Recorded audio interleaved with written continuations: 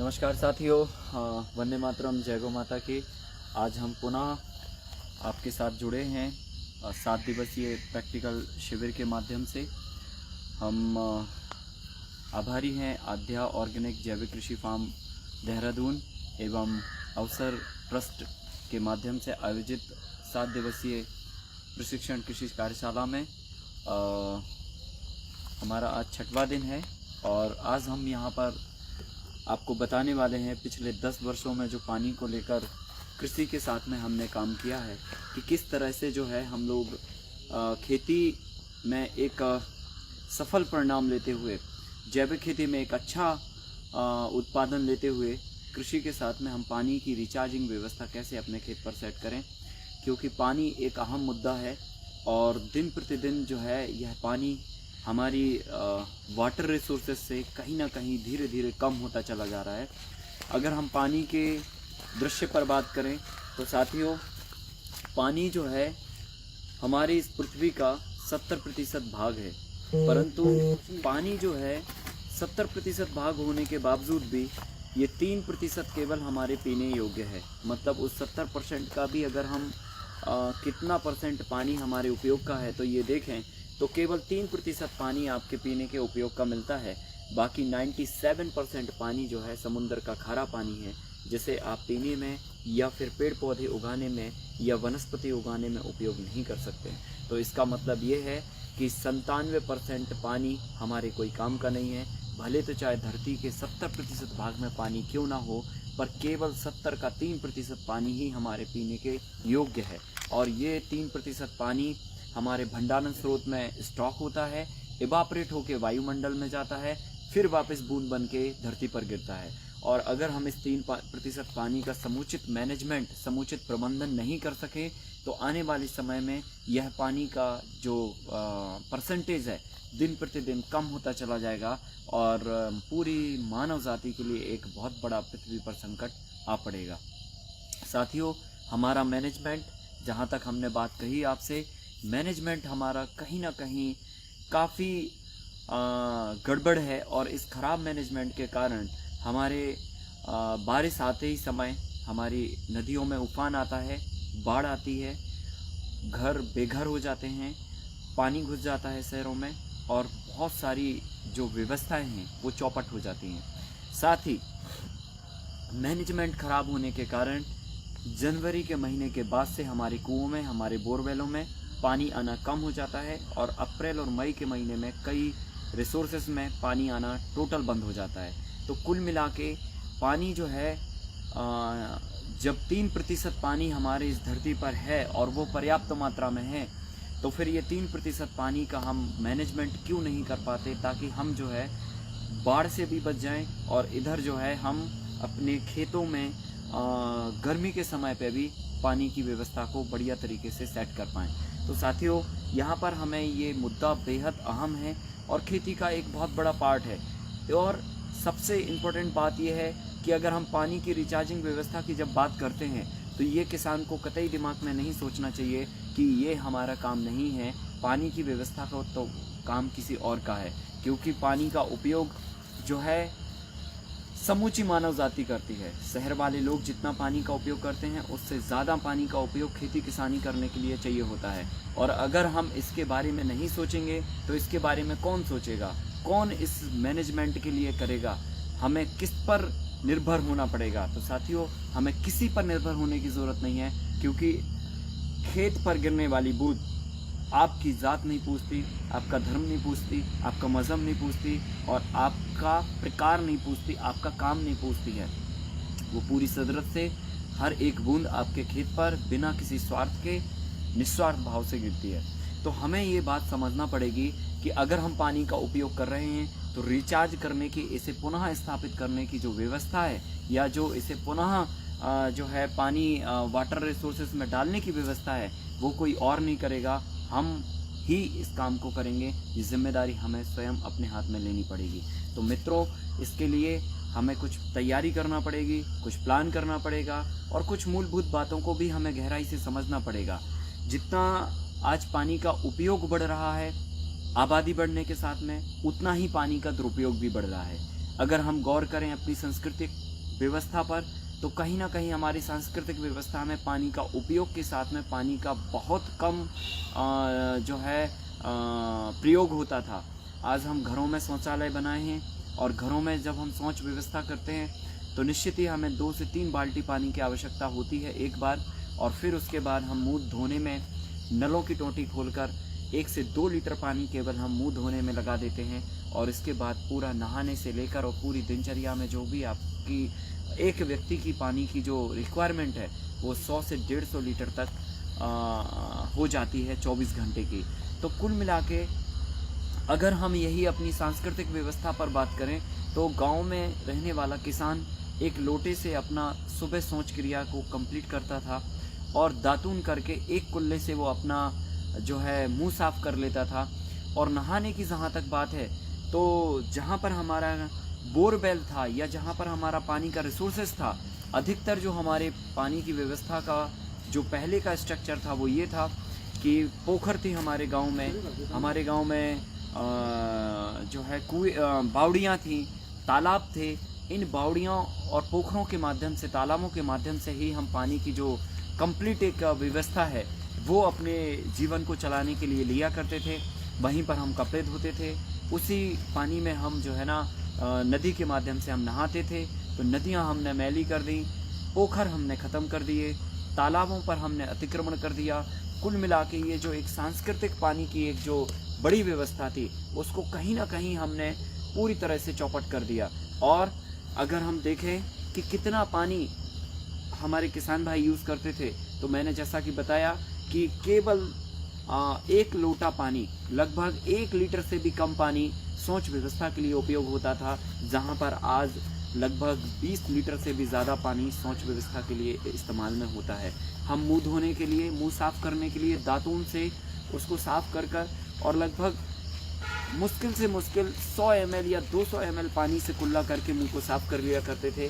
लेकिन आज वही जब हम अपने घरों में वॉश बेसिन में जाते हैं तो ब्रश को साफ़ करने के लिए 100 ml पानी हम बर्बाद कर देते हैं और फिर उसके बाद उसमें पेस्ट लगाते हैं। और फिर अक्सर हमने देखा है कि कई भाई बहन नल की टोंटी को तब तक खोल के रखते हैं और जब तक आधा लीटर से भी ज़्यादा पानी निकल के बर्बाद हो चुका होता है। और फिर हम मुंह को साफ़ करने में लगभग 1 से 2 लीटर पानी जो है प्रतिदिन वेस्ट करते हैं।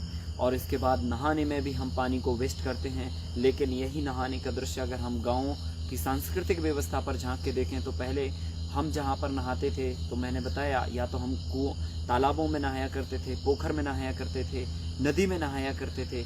और इसमें नहाकर हम उस पानी को 1 लीटर भी बर्बाद नहीं किया करते थे। और अगर हम उस पानी से अगर अपने घरों में नहाने का कार्य करते थे तो हमारे घर के सामने बाड़ा होता था, उस बाड़े में हम नहाया करते थे। और उस बाड़े में कोई ना कोई सहजन का पेड़, कोई ना कोई आम का पेड़, कोई ना कोई नींबू या अनार का पेड़ लगा होता था। तो हमारे द्वारा जो नहाया गया पानी है वो कहीं ना कहीं जो है पेड़ों को मिलता था। तो एक समूचा पानी का उपयोग और उपयोग के साथ में कहना चाहिए कि एक तो कम इस्तेमाल करना और उसका सही प्रयोग करना, ये दोनों ही चीज़ें हमने अपनी सांस्कृतिक व्यवस्था से देखी हैं, सीखी हैं। लेकिन आज का जो दृश्य है वो काफ़ी चौंकाने वाला है, क्योंकि आज जिस तरह से आबादी बढ़ रही है पानी का उपयोग भी बढ़ रहा है और पानी के उपयोग के साथ साथ पानी का दुरुपयोग भी बढ़ रहा है। साथियों, हम पूरी दिनचर्या में सुबह से लेकर शाम तक जो है अभी वर्तमान की वास्तविक स्थिति के अनुसार हम 150 लीटर के आसपास लगभग पानी का एक व्यक्ति इस्तेमाल करता है प्रतिदिन। और अगर हम इतना पानी इस्तेमाल करते हैं तो ये पानी आएगा कहाँ से, इस पानी की व्यवस्था करेगा कौन? क्योंकि पानी की कोई मैन्युफैक्चरिंग यूनिट तो है नहीं जिसे हम लगा के और चाहे जितना मैन्युफैक्चरिंग कर लें रॉ मटेरियल डाल के। पानी एक प्रकृति की व्यवस्था का पार्ट है और अगर प्रकृति की व्यवस्था के मैनेजमेंट को अगर हमने नहीं समझा और अगर उसमें हस्तक्षेप करते हुए उसका दुरुपयोग किया तो निश्चित ही है जिस तरह से आज हमें दुष्परिणाम मिल रहे हैं। हिंदुस्तान में कई इलाके ऐसे हैं जहाँ पर बहुत अधिक मात्रा में पानी था, लेकिन आज वहाँ पर वो पानी 500 फीट का लेवल ले चुका है। कहीं पर ऐसा था कि कम पानी था, वहाँ पर आज पूरी सूखे की स्थिति बनी हुई है। और हिंदुस्तान में कई इलाके ऐसे हैं जहाँ पर पूरा सूखा घोषित है, बोरवेलों में पानी नहीं है, कुओं में पानी नहीं है, तो कहीं ना कहीं हम पानी से धीरे धीरे वंचित होते जा रहे हैं। और एक समय वो दिन दूर नहीं जब किसी मनोवैज्ञानिक ने कहा था कि हम दुनिया में जो है तेल ख़त्म करने से पहले पानी को ख़त्म कर देंगे। तो मुझे लगता है कि हम कंटिन्यूसली उसी दिशा में जा रहे हैं। तो साथियों, हमें पानी के उपयोग के साथ में दुरुपयोग को भी रोकना पड़ेगा और दूसरी दिशा में भी हमें काम करना पड़ेगा। और वो दूसरी दिशा ये है कि हम पानी को कैसे अधिकतम से अधिकतम अपने खेत पर रिचार्ज करें ताकि पानी धरती के अंदर जाए और ये जो 3% पानी है वो ज़मीन के अंदर बने नेचुरल जो हमारे वाटर रिसोर्सेज हैं, जो हमारे भंडारण स्रोत हैं, उन भंडारण स्रोतों में पानी धरती के अंदर जाए और फिर वापस पानी हमारे बोरवेलों में, हमारे कुओं में वापस निकल के आए। मित्रों, यहाँ पर ये बात भी जानने की आवश्यकता है, आज हम पानी की रिचार्जिंग विधियों का इस्तेमाल कर रहे हैं, बेशक हम उनसे पानी रिचार्ज कर रहे हैं, लेकिन हमें इस बात को गौर करना पड़ेगा कि पानी तो जहाँ पर पानी की बूंद गिरती है, अगर हम उस एरिया को कैलकुलेट करें या इसको हम इस ढंग से समझें कि जहाँ पर अभी हम पानी रिचार्ज कर रहे हैं तो वो एरिया कितना हो सकता है या कितना होता है। तो हमने देखा कि हम अपने घरों का पानी सारा इकट्ठा करके एक गड्ढे में डालते हैं, तो बेशक उससे पानी रिचार्ज होता है, लेकिन वो 1000 स्क्वायर फीट का होता है और 1000 स्क्वायर फीट का पानी एक 5x5 के गड्ढे के माध्यम से धरती के अंदर जाता है, तो उसकी अपनी एक कैपेसिटी होती है। मतलब 1000 स्क्वायर फीट का पानी आप 5 या 25 स्क्वायर फीट एरिया में आप उसको डिस्पोज कर रहे हैं या उसको अंदर जाने के लिए उसको इकट्ठा कर रहे हैं। पर आप ज़रा गौर करिए कि इससे कितना पानी हम इकट्ठा कर पाएंगे। बेशक ये कंट्रीब्यूशन में पानी की रिचार्जिंग व्यवस्था में एक बहुत बड़ा पहल है, एक बहुत बड़ी कदम है, लेकिन जब हमने खेती के काम को शुरू किया और खेती के काम को करते करते मुझे समझ में आया कि खेती में सबसे ज़्यादा पानी उपयोग होने वाला है और खेती में सबसे ज़्यादा मात्रा में पानी उपयोग होता है। 1 केजी धान को पैदा करने में हम 1000 लीटर पानी खर्च करते हैं, 1 किलो गेहूं को पैदा करने के लिए हम सैकड़ों लीटर पानी बर्बाद करते हैं। तो साथियों, ये बात हमें समझनी पड़ेगी कि अगर हम इतनी बड़ी मात्रा में इतना अनाज पैदा करने के लिए पानी का उपयोग करते हैं और जिस तरह से हमने रसायनों का उपयोग किया है, रासायनिकों के उपयोग से लगातार मिट्टी में एसिडिटी बनी हुई है और एसिडिटी के कारण पानी की जो कंजप्शन कैपेसिटी है वो काफ़ी बड़ी मात्रा में बढ़ती चली जा रही है। तो एक तरफ तो पानी का उपयोग बढ़ता चला जा रहा है और दूसरी तरफ हम पानी का दुरुपयोग करते चले जा रहे हैं और तीसरी तरफ हमारी जो रिचार्जिंग व्यवस्था एक नेचुरल वे में जो काम करती थी पूरे भारतवर्ष में, पूरे ब्रह्मांड में, पूरे पृथ्वी पर, वो कहीं ना कहीं हमने अपने द्वारा बनाए गए यंत्रों के माध्यम से, अपने द्वारा बनाई गई टेक्नोलॉजी के माध्यम से और अपने द्वारा किए गए आविष्कारों के माध्यम से कहीं ना कहीं उसको बाधित किया है। आप कहोगे टेक्नोलॉजी, आविष्कार, इनोवेशंस, इनके माध्यम से हमने कहाँ नेचर की व्यवस्था को डिस्ट्रॉय किया है। तो मैं आपको बता दूं कि रासायनिक खादों के माध्यम से जो हमने तमाम तरह के जो टेक्निकल बनाए, बेशक इनमें उत्पादन हुआ, पर ये जब ज़मीन के अंदर गए तो इन्होंने ज़मीन के अंदर की एसिडिटी को इम्प्रूव किया और एसिडिटी होने के कारण ज़मीन के अंदर जितने भी जीवाणु काम कर रहे थे, जितने भी बैक्टीरिया काम कर रहे थे, जितने भी पानी की रिचार्जिंग व्यवस्था को लेकर जीव कार्य कर रहे थे, वो कहीं ना कहीं उनका स्वर्गवास हुआ। और जब उनका स्वर्गवास हुआ तो निश्चित उनका कोई वैकल्पिक व्यवधान प्रकृति में नहीं है, वैकल्पिक कोई जीव नहीं है कि उनके स्थान पर ये कोई काम कर दे। ये तो एक ब्रह्मांड में चलने वाली एक निरंतर स्वतः चलने वाली एक व्यवस्था है जो अपने आप चलती है और साथ में ये हर एक जीव अपनी जिम्मेदारी निभाते हुए इस ब्रह्मांड की पूरी व्यवस्था में एक सहयोग करता है। तो साथियों, ये समझने की आवश्यकता है कि हम एक तरफ पानी का उपयोग बढ़ा रहे हैं, दूसरी तरफ पानी का दुरुपयोग भी बढ़ा रहे हैं, तीसरी तरफ हम जो है पानी की जो रिचार्जिंग व्यवस्था होनी चाहिए, जो एक मैनेजमेंट होना चाहिए, उसको कहीं ना कहीं हम सही ढंग से नहीं कर रहे हैं। तो हमें ज़रूरी है ये बात जानना कि अब हम ये काम कैसे करें। तो शहरों में तो पानी की रिचार्जिंग व्यवस्था हम एक पूरा कम्प्लीटली जो है घर का पानी को इकट्ठा करके एक जो है एक पोर्ट के माध्यम से एक पॉट बना के हम धरती के अंदर रिचार्ज करने का काम करते हैं। लेकिन हम किसानों को भी ये जिम्मेदारी लेनी पड़ेगी क्योंकि पानी का उपयोग केवल शहर वाले नहीं करते हैं, खेती किसानी वाले भी करते हैं और हर एक व्यक्ति संसार का इस बात को जिम्मेदारी लेते हुए इस बात को स्वीकार करना पड़ेगा कि हर व्यक्ति की ये जिम्मेदारी है पानी को रिचार्ज करने की, पानी की व्यवस्था को पुनः ज्यों का त्यों छोड़ के जाने की, जो हमारे पूर्वजों ने कहीं ना कहीं हमारे लिए छोड़ के दी हुई थी। तो इसमें जो महत्वपूर्ण बात है वो ये कि हमने देखा कि लगातार जब खेती में हमने काम किया तो हमने पाया कि लगातार हम खेतों में पानी की बूंद को गिरता हुआ देखकर ये महसूस किया करते थे कि कितना पानी 1 एकड़ की भूमि पर गिर रहा है, और ये सारा पानी गिरने के साथ साथ इकट्ठा होके कहीं ना कहीं हमारे नाले में जाता है, और नाले से कहीं ना कहीं ये नदी में जाता है, और नदी से जाके कहीं ना कहीं ये समुद्र में जाके जा मिलता है, जो कि खारे पानी का हिस्सा होता है। और जब ये खारे पानी में जाके ये मिलेगा तो निश्चित ही हमारा जो 3% का बैलेंस है वो धीरे धीरे प्रतिशत में कम होता चला जाएगा, और संकट निरंतर बढ़ते चले जाएंगे। तो कुल मिला के अभी जो वर्तमान की स्थिति है, पानी के दृश्य को अगर हम समझें गहराई से, तो वो ये है कि पानी तो ऑलरेडी हमने काफ़ी पहले ख़त्म कर दिया है। मतलब हमने जो पिछले 60-70 सालों में अपने मैनेजमेंट को गड़बड़ किया है, या हमने अपने प्रोटोकॉल को नेचर के प्रोटोकॉल के साथ में छेड़छाड़ करते हुए डिस्टरबेंस पैदा किया है। उस डिस्टरबेंस से आप ये समझ लीजिए कि आपने अपने पानी की व्यवस्था तो ख़त्म ही कर दी है पूरी तरह से। तो फिर अभी ये सारा पानी कहाँ से आ रहा है? तो ये सारा पानी रिजर्व वाटर जो नेचर ने बनाया था एक इमरजेंसी वाटर के रूप में, उस इमरजेंसी वाटर से अभी आ रहा है। तो कुल मिला के हमारी जो पानी की व्यवस्था थी वो भारत में नदियों के द्वारा थी। आप देखिए हिंदुस्तान में कितनी प्रकार की नदियां हैं जो हमारे जम्मू से लेकर और कन्याकुमारी और पूरे सौराष्ट्र में, पूरे संपूर्ण भारत में नदियों का जाल है। और उन सारी नदियों में जो पानी की व्यवस्था थी वो इतनी स्वच्छ नदियां थी कि हम पीने का पानी नदियों से लिया करते थे, हम नहाने की जो व्यवस्था है वो नदियों में किया करते थे।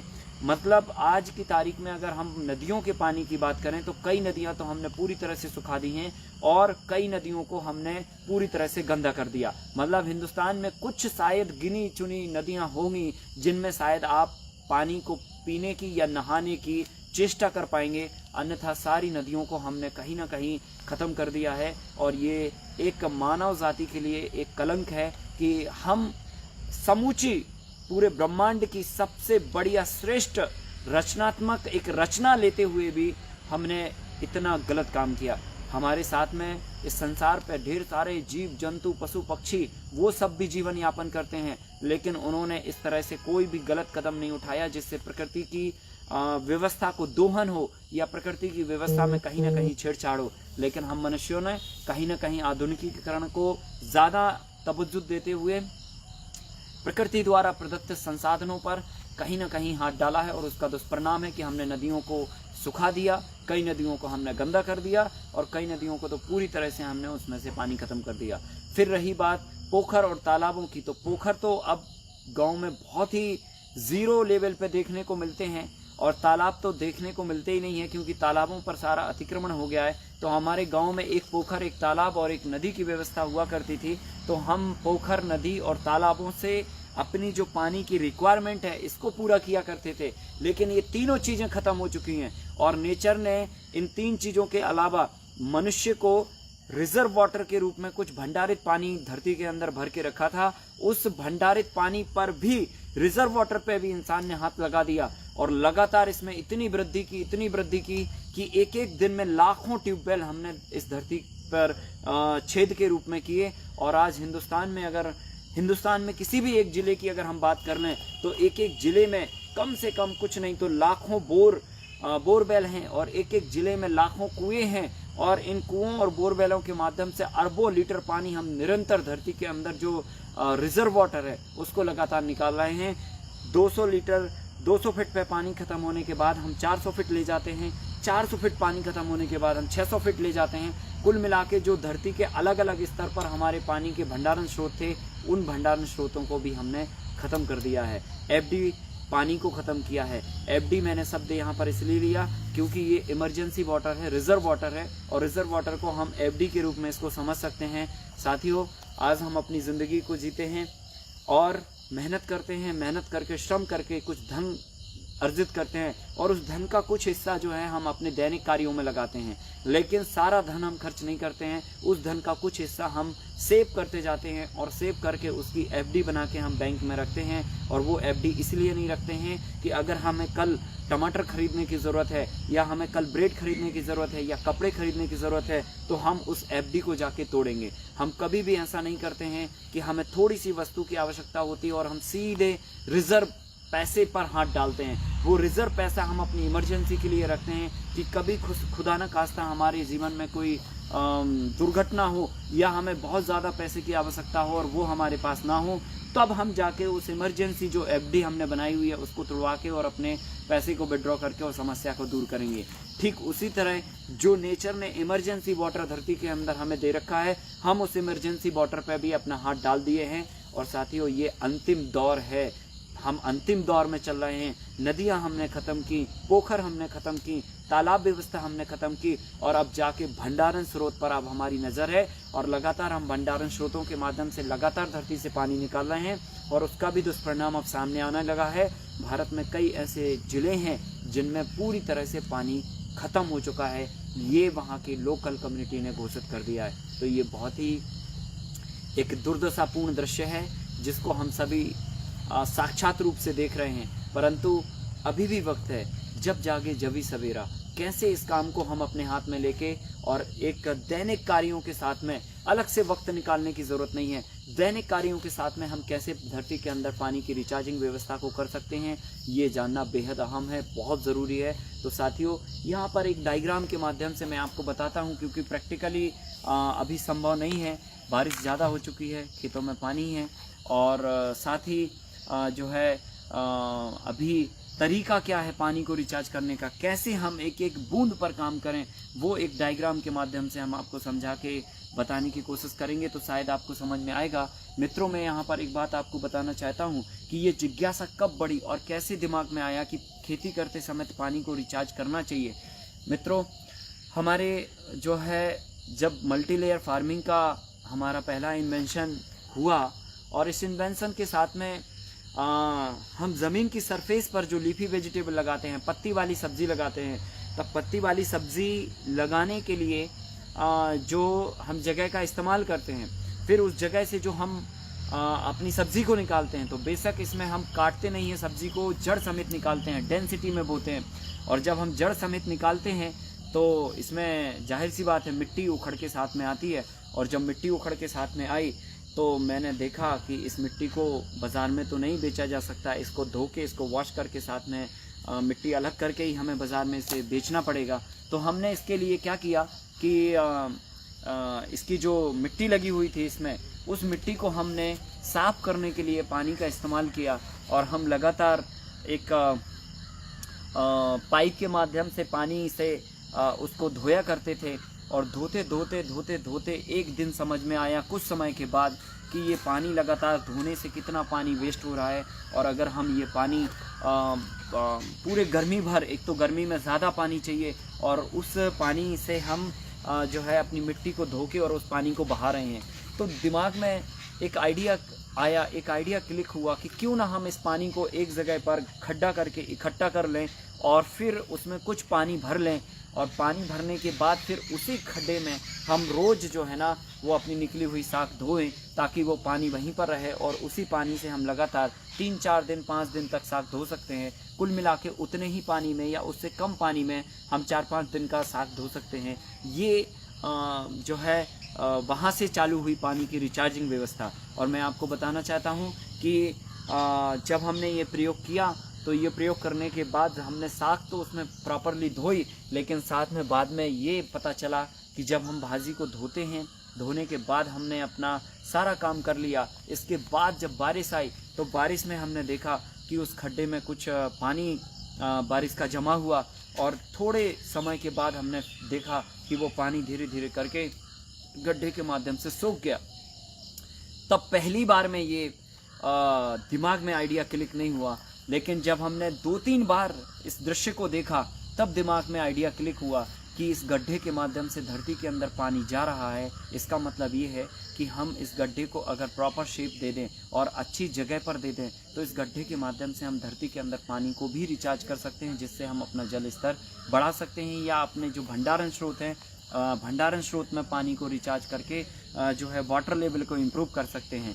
तो ये जो आइडिया है, ये आइडिया वहाँ से क्लिक हुआ और देखिए फिर हमने इसको एक व्यवस्थित जगह पर इसको सेट किया। हमने जो है खेत के जो ढाल होता है अंतिम हमारा, जहाँ से इस खेत का सारा पानी हमारा निकलने वाला होता है, वहाँ पर हमने एक खड्डा किया और उस खड्डे के माध्यम से हमने पूरे खेत के पानी को उस खड्डे में इकट्ठा किया और हमने देखा लगातार उस खड्डे में पानी आने से वो 3 से 4 महीने के पीरियड में 10 से 12 लाख लीटर पानी की रिचार्जिंग क्षमता क्रिएट करता है या रिचार्जिंग करता है।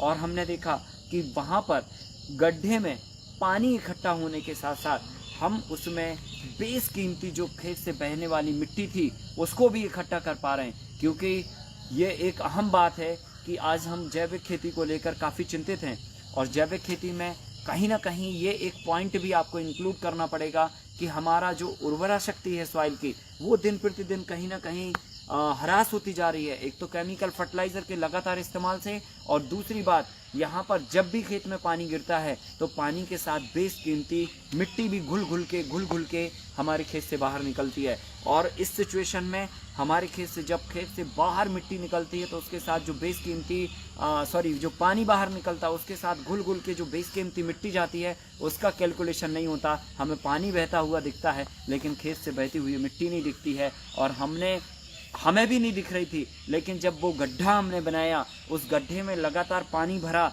और 3 महीने की बारिश होने के बाद हमने ये देखा कि वो गड्ढा पानी से नहीं अब मिट्टी से भरा था। तो हमारे दिमाग में ये आइडिया आया या हमारे दिमाग में ये जानने की जिज्ञासा मजबूर कर दिया कि जो पानी की रिचार्जिंग व्यवस्था है, इस पानी की रिचार्जिंग व्यवस्था से न केवल गड्ढे से पानी रुक रहा है बल्कि इसमें बेशकीमती जो पानी के साथ घुल के मिट्टी जा रही थी वो भी रुक रही है। क्योंकि पानी जो है हमेशा हल्का होता है, हल्का मतलब मिट्टी से हल्का होता है, और हमेशा जो है जब पानी के साथ मिट्टी रहेगी और आप किसी गहरे बर्तन में उसे डालेंगे तो जाहिर सी बात है मिट्टी नीचे रह जाएगी और फिर पानी ऊपर आ जाएगा।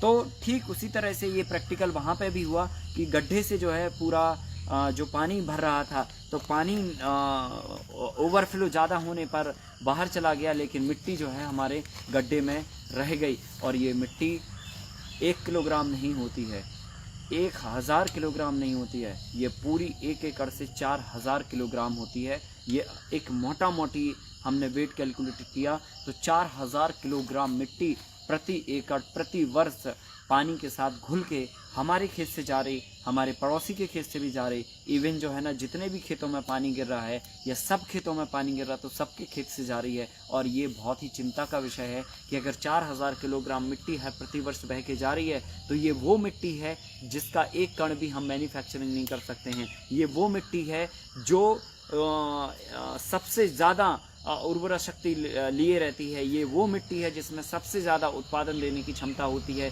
ये वो मिट्टी है जिसकी मिट्टी में 1 ग्राम मिट्टी में 1000 करोड़ जीवाश्म होता है, 1000 करोड़ बैक्टीरिया होते हैं, 1000 करोड़ मिट्टी में वर्कर्स होते हैं, वो भी 1 ग्राम में। तो आपकी गणित यहाँ पर फेल हो जाएगी कि अगर 4000 किलोग्राम मिट्टी हमारे खेत से बह के जा रही है तो कितने अरब खरब बैक्टीरिया हमारे खेतों से मिट्टी के माध्यम से निकल के जा रहे हैं। तो ये बहुत ही इम्पोर्टेंट बात है साथियों, जो पानी की रिचार्जिंग व्यवस्था को लेकर है। और जब हम इस बात पे या इस जो है मुद्दे पर गहराई से उतरते हैं तब हमें ये समझ आता है कि हम कितना पानी रिचार्ज कर सकते हैं और कितनी मिट्टी बहाने से बचा सकते हैं। तो सबसे पहले नंबर हमने गड्ढे पर काम किया और खेत की ढाल के अंत में गड्ढा बनाकर 10 लाख लीटर हमने खेत के अंदर पानी रिचार्ज किया। फिर इसके बाद ये प्रक्रिया यहाँ तक नहीं रुकी, क्योंकि जब आप किसी एक काम में सफल होते हैं तो वो सफलता आपकी जिज्ञासा को भी बढ़ा देती है। और इस जिज्ञासा ने लगातार खेत में 3 विधियों को तैयार करने पर मजबूर किया। और जो है यहाँ से हमने सीखा कि अगर हम खेत पर पानी खेत के अंत में ढाल बना के पानी को रिचार्ज करते हैं तो ये तो केवल एक वही शहरों वाली बात हो गई कि शहर के 1000 स्क्वायर फीट के एरिया में जो पानी गिर रहा था, उस पानी को हमने एक छोटा सा 10 बाई 10 का या 5 बाई 5 का खड्डा बना के उसको खड्डे में रिचार्ज किया। परंतु ये बात आपको जानने की ज़रूरत है कि आपके घरों में तो सीमेंट है, कंक्रीट है, तो कंक्रीट के कारण जो है ना, आप वहाँ पे तो पानी की गिरने वाली बूंद को वहाँ पर रिचार्ज नहीं कर सकते, इसलिए हम पूरे पानी को इकट्ठा करके पाइपलाइन के माध्यम से खड्डे में डालते हैं। लेकिन ज़रा गौर करिए, खेत में गिरने वाली बूंद को तो खेत में ही रिचार्ज होना चाहिए, क्योंकि खेत में गिरने वाली बूंद जो है वहाँ पर कोई कंक्रीट नहीं है, वहाँ पर पेड़ पौधे हैं या मिट्टी है, और वहाँ पर वो पानी की बूंद वहीं पर नीचे जा सकती है धरती के अंदर। पर कैसे जाए, क्योंकि ज़मीन के अंदर काम करने वाले वर्कर्स को तो हमने कहीं ना कहीं ख़त्म किया, और हमने अपने खेत के ढाल को सुनिश्चित किया, या फिर वो तो अपने आप ऑटोमेटिकली पानी की बूंद गिरती है और फिर वो इकट्ठा होके और ढाल अपने आप ढाल बना के और खेत से बाहर निकल जाती है। तो यहाँ पे हमें ये बात बहुत गंभीरता से समझने की और जानने की ज़रूरत है कि वहाँ पर हम कैसे पानी को रिचार्ज कर सकते हैं। तो साथियों, मैंने देखा, हमने मौसम विभाग से पता किया, और मौसम विभाग के आंकड़ों के अनुसार अगर हमारे 1 एकड़ के रेडियस पर 1 इंच बारिश होती है, तो 1 इंच बारिश का मतलब ये है कि 1 इंच बारिश में लगभग हम 1 लाख लीटर के आसपास पानी 1 एकड़ के रेडियस में पड़ता है।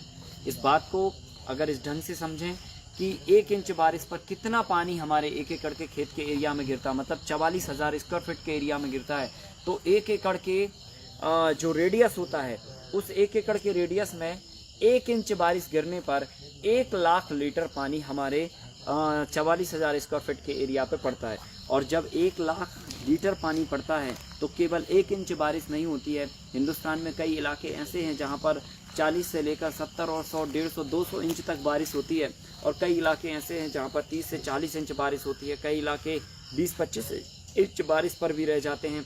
तो कुल मिला के अगर हम पूरे हिंदुस्तान की बात करें तो ऑन एन एवरेज 40 से 50 इंच बारिश पूरे हिंदुस्तान को मिलती है। और 40 से 50 इंच बारिश का मतलब ये है कि प्रति एकड़ 40 से 50 लाख लीटर पानी आपके खेत पर गिरता है।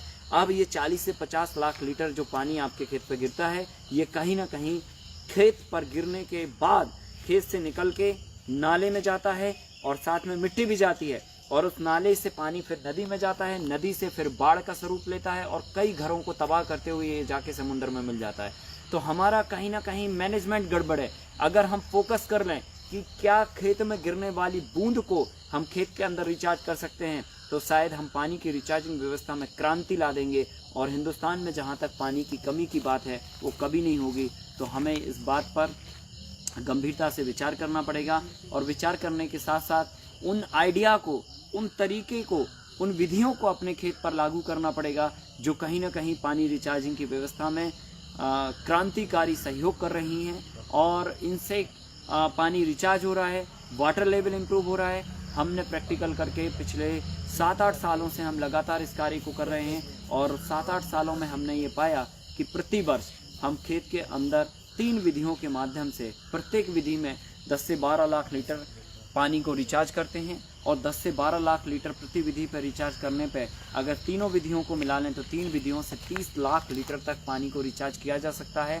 अगर ऑन एन एवरेज बारिश 40 से 50 इंच हो रही है तो हम 30 लाख लीटर तक पानी को अपने खेत के अंदर रिचार्ज कर सकते हैं, और अगर इतना तो हमें पानी की कभी कमी नहीं होगी। हमारे वाटर लेवल जो है हमेशा भरे रहेंगे, हमारे भंडारण स्रोत हमेशा भरे रहेंगे, और हम बहुत अच्छे से खेती कर पाएंगे, पानी का उपयोग कर पाएंगे, और साथ में जो है हम आने वाली जनरेशन को एक अच्छी पानी की व्यवस्था को सौंप के जाएंगे, ताकि उनके लिए पानी के लिए संघर्ष ना करना पड़े।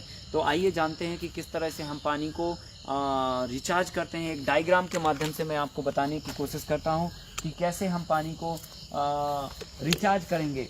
फॉर एग्जाम्पल, जो मैंने आपको परसों के दिन बताया था कि हम अपने खेत को एक आइडली शेप कैसे दे सकते हैं, हमने यहाँ पर आपको इस पूरे मॉडल को बनाने के पीछे के जो 4-5 विंग थे वो आपको समझाए थे। जिसमें पहला जो विंग था जीवों को रहने की व्यवस्था का विंग था, जिसमें हम एक कंप्लीट बायोडाइवर्सिटी तैयार करते हैं, एक कंप्लीट जैव विविधता तैयार करते हैं, जिसमें हर तरह के जीवों को रहने की व्यवस्था होती है। फिर हमने बताया था आपको कि हम अपने खेत की जो प्लानिंग है वो किस ढंग से करें, क्योंकि हम अभी जो काम करते हैं खेतों में वो बहुत अव्यवस्थित तरीके से होता है।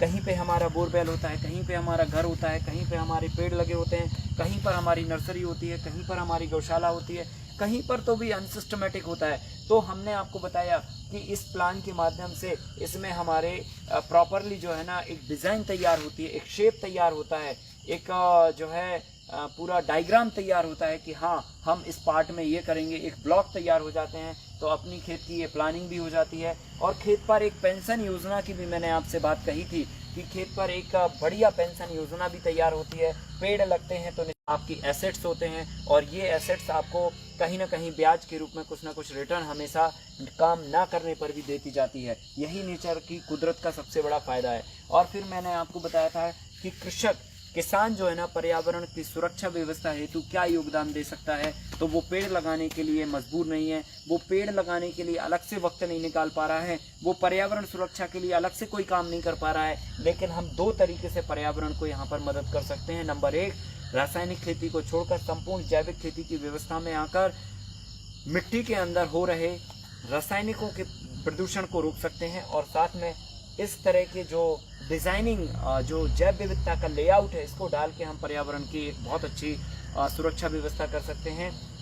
और हम अपनी आने वाली जनरेशन को जहाँ तक छोड़ने की बात है, क्योंकि इस पूरे कार्य का एक सबसे बड़ा विंग है कि हम अपनी आने वाली जनरेशन को क्या मॉडल छोड़ के जा रहे हैं, क्या आदर्श छोड़ के जा रहे हैं। क्या हम इस तरह से एक अव्यवस्थित व्यवस्था छोड़ के जाएंगे जो अभी वर्तमान में है कि बाजार नहीं मिल रहा है, उचित दाम नहीं मिल रहे हैं, मिट्टी खराब हो चुकी है, पानी खत्म हो चुका है, या पूरा पर्यावरण दूषित हो चुका है, इस तरह का वातावरण छोड़ के जाना चाहते हैं? या फिर जो आपके पूर्वजों ने आपको दिया था कि पानी आपके बोरवेल में बढ़िया था, आपकी मिट्टी बढ़िया ताकतवर थी, आपका अनाज अच्छा पैदा होता था, गुणवत्ता अनाज में अच्छी होती थी, आप बहुत हेल्दी थे, इस तरह से आप समाज को कुछ छोड़ के जाना चाहते हैं? तो ये हमें तय करना पड़ेगा और इस पे हमें आगे भी बढ़ना पड़ेगा।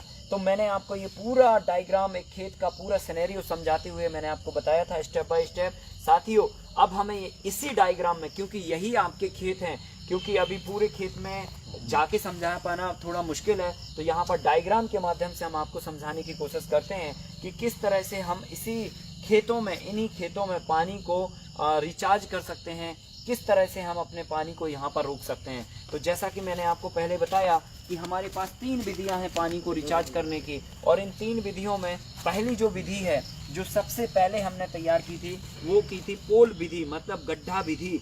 जिस गड्ढे विधि के माध्यम से हम खेत के अंत में एक पोल बनाते हैं, एक गड्ढा बनाते हैं, जिसकी साइज हम रखते हैं प्रति एकड़ 10 बाई 10। तो फॉर एग्जाम्पल, अगर हमारा ये खेत यहाँ पर ख़त्म हो रहा है, खेत बोले तो ट्रेंच, क्योंकि ये ट्रेंच तो आपके खेत के चारों तरफ को घेर रही है, तो यहाँ पर हम अपनी ट्रेंच को ख़त्म कर देंगे। उदाहरण के तौर पर ये यहाँ पे भी हो सकता है, ये यहाँ पे भी हो सकता है, ये यहाँ पे भी हो सकता है, इस कोने में भी हो सकता है, ये इस कोने में भी हो सकता है। ये डिपेंड करेगा आपके खेत के ढाल के ऊपर कि आपका खेत का ढाल किस तरफ है।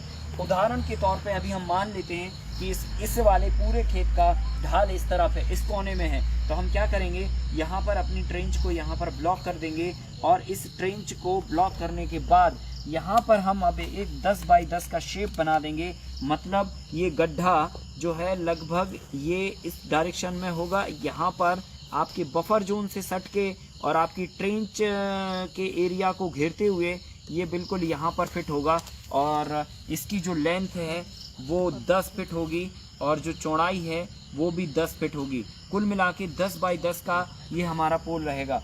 गहराई भी, चौड़ाई भी और ऊंचाई भी सभी तरफ से ये 10-10 फीट पे होगा। और जो बीच में हम ये डिस्टेंस छोड़ रहे हैं, ट्रेंच जहाँ पर ख़त्म हो रही है, तो ये जो डिस्टेंस होगा ये 5 फीट होगा। मतलब ये 5 फीट का डिस्टेंस आपको यहाँ पर छोड़ना है। और यहाँ पर भी ये जो डिस्टेंस हमने छोड़ा है ये भी 5 फीट है, इसको भी हमें छोड़ना है। क्योंकि ये 5 फीट डिस्टेंस इसलिए छोड़ना ज़रूरी है, अगर ये नहीं छोड़ेंगे तो ट्रेंच का सीधा जो ढाल है, जो पानी की कनेक्टिविटी है, वो सीधा आके गड्ढे में जाएगी, और पानी ट्रेंच के माध्यम से रिचार्ज नहीं होगा, सीधा आके गड्ढे में जाएगा, गड्ढा ओवरफ्लो होकर बाहर चला जाएगा, पानी वेस्टेज होगा। तो इसलिए हमें ये गड्ढा जो है खेत के कॉर्नर पर यहाँ पर फिट करके 5 फीट ट्रेंच से पहले ख़त्म करना है, ताकि जो है ये गड्ढे की अप्रोच और ट्रेंच की अप्रोच में डिस्टेंस 5 फीट का हो, ताकि गड्ढे का पानी और ट्रेंच का पानी अलग अलग रिचार्ज हो।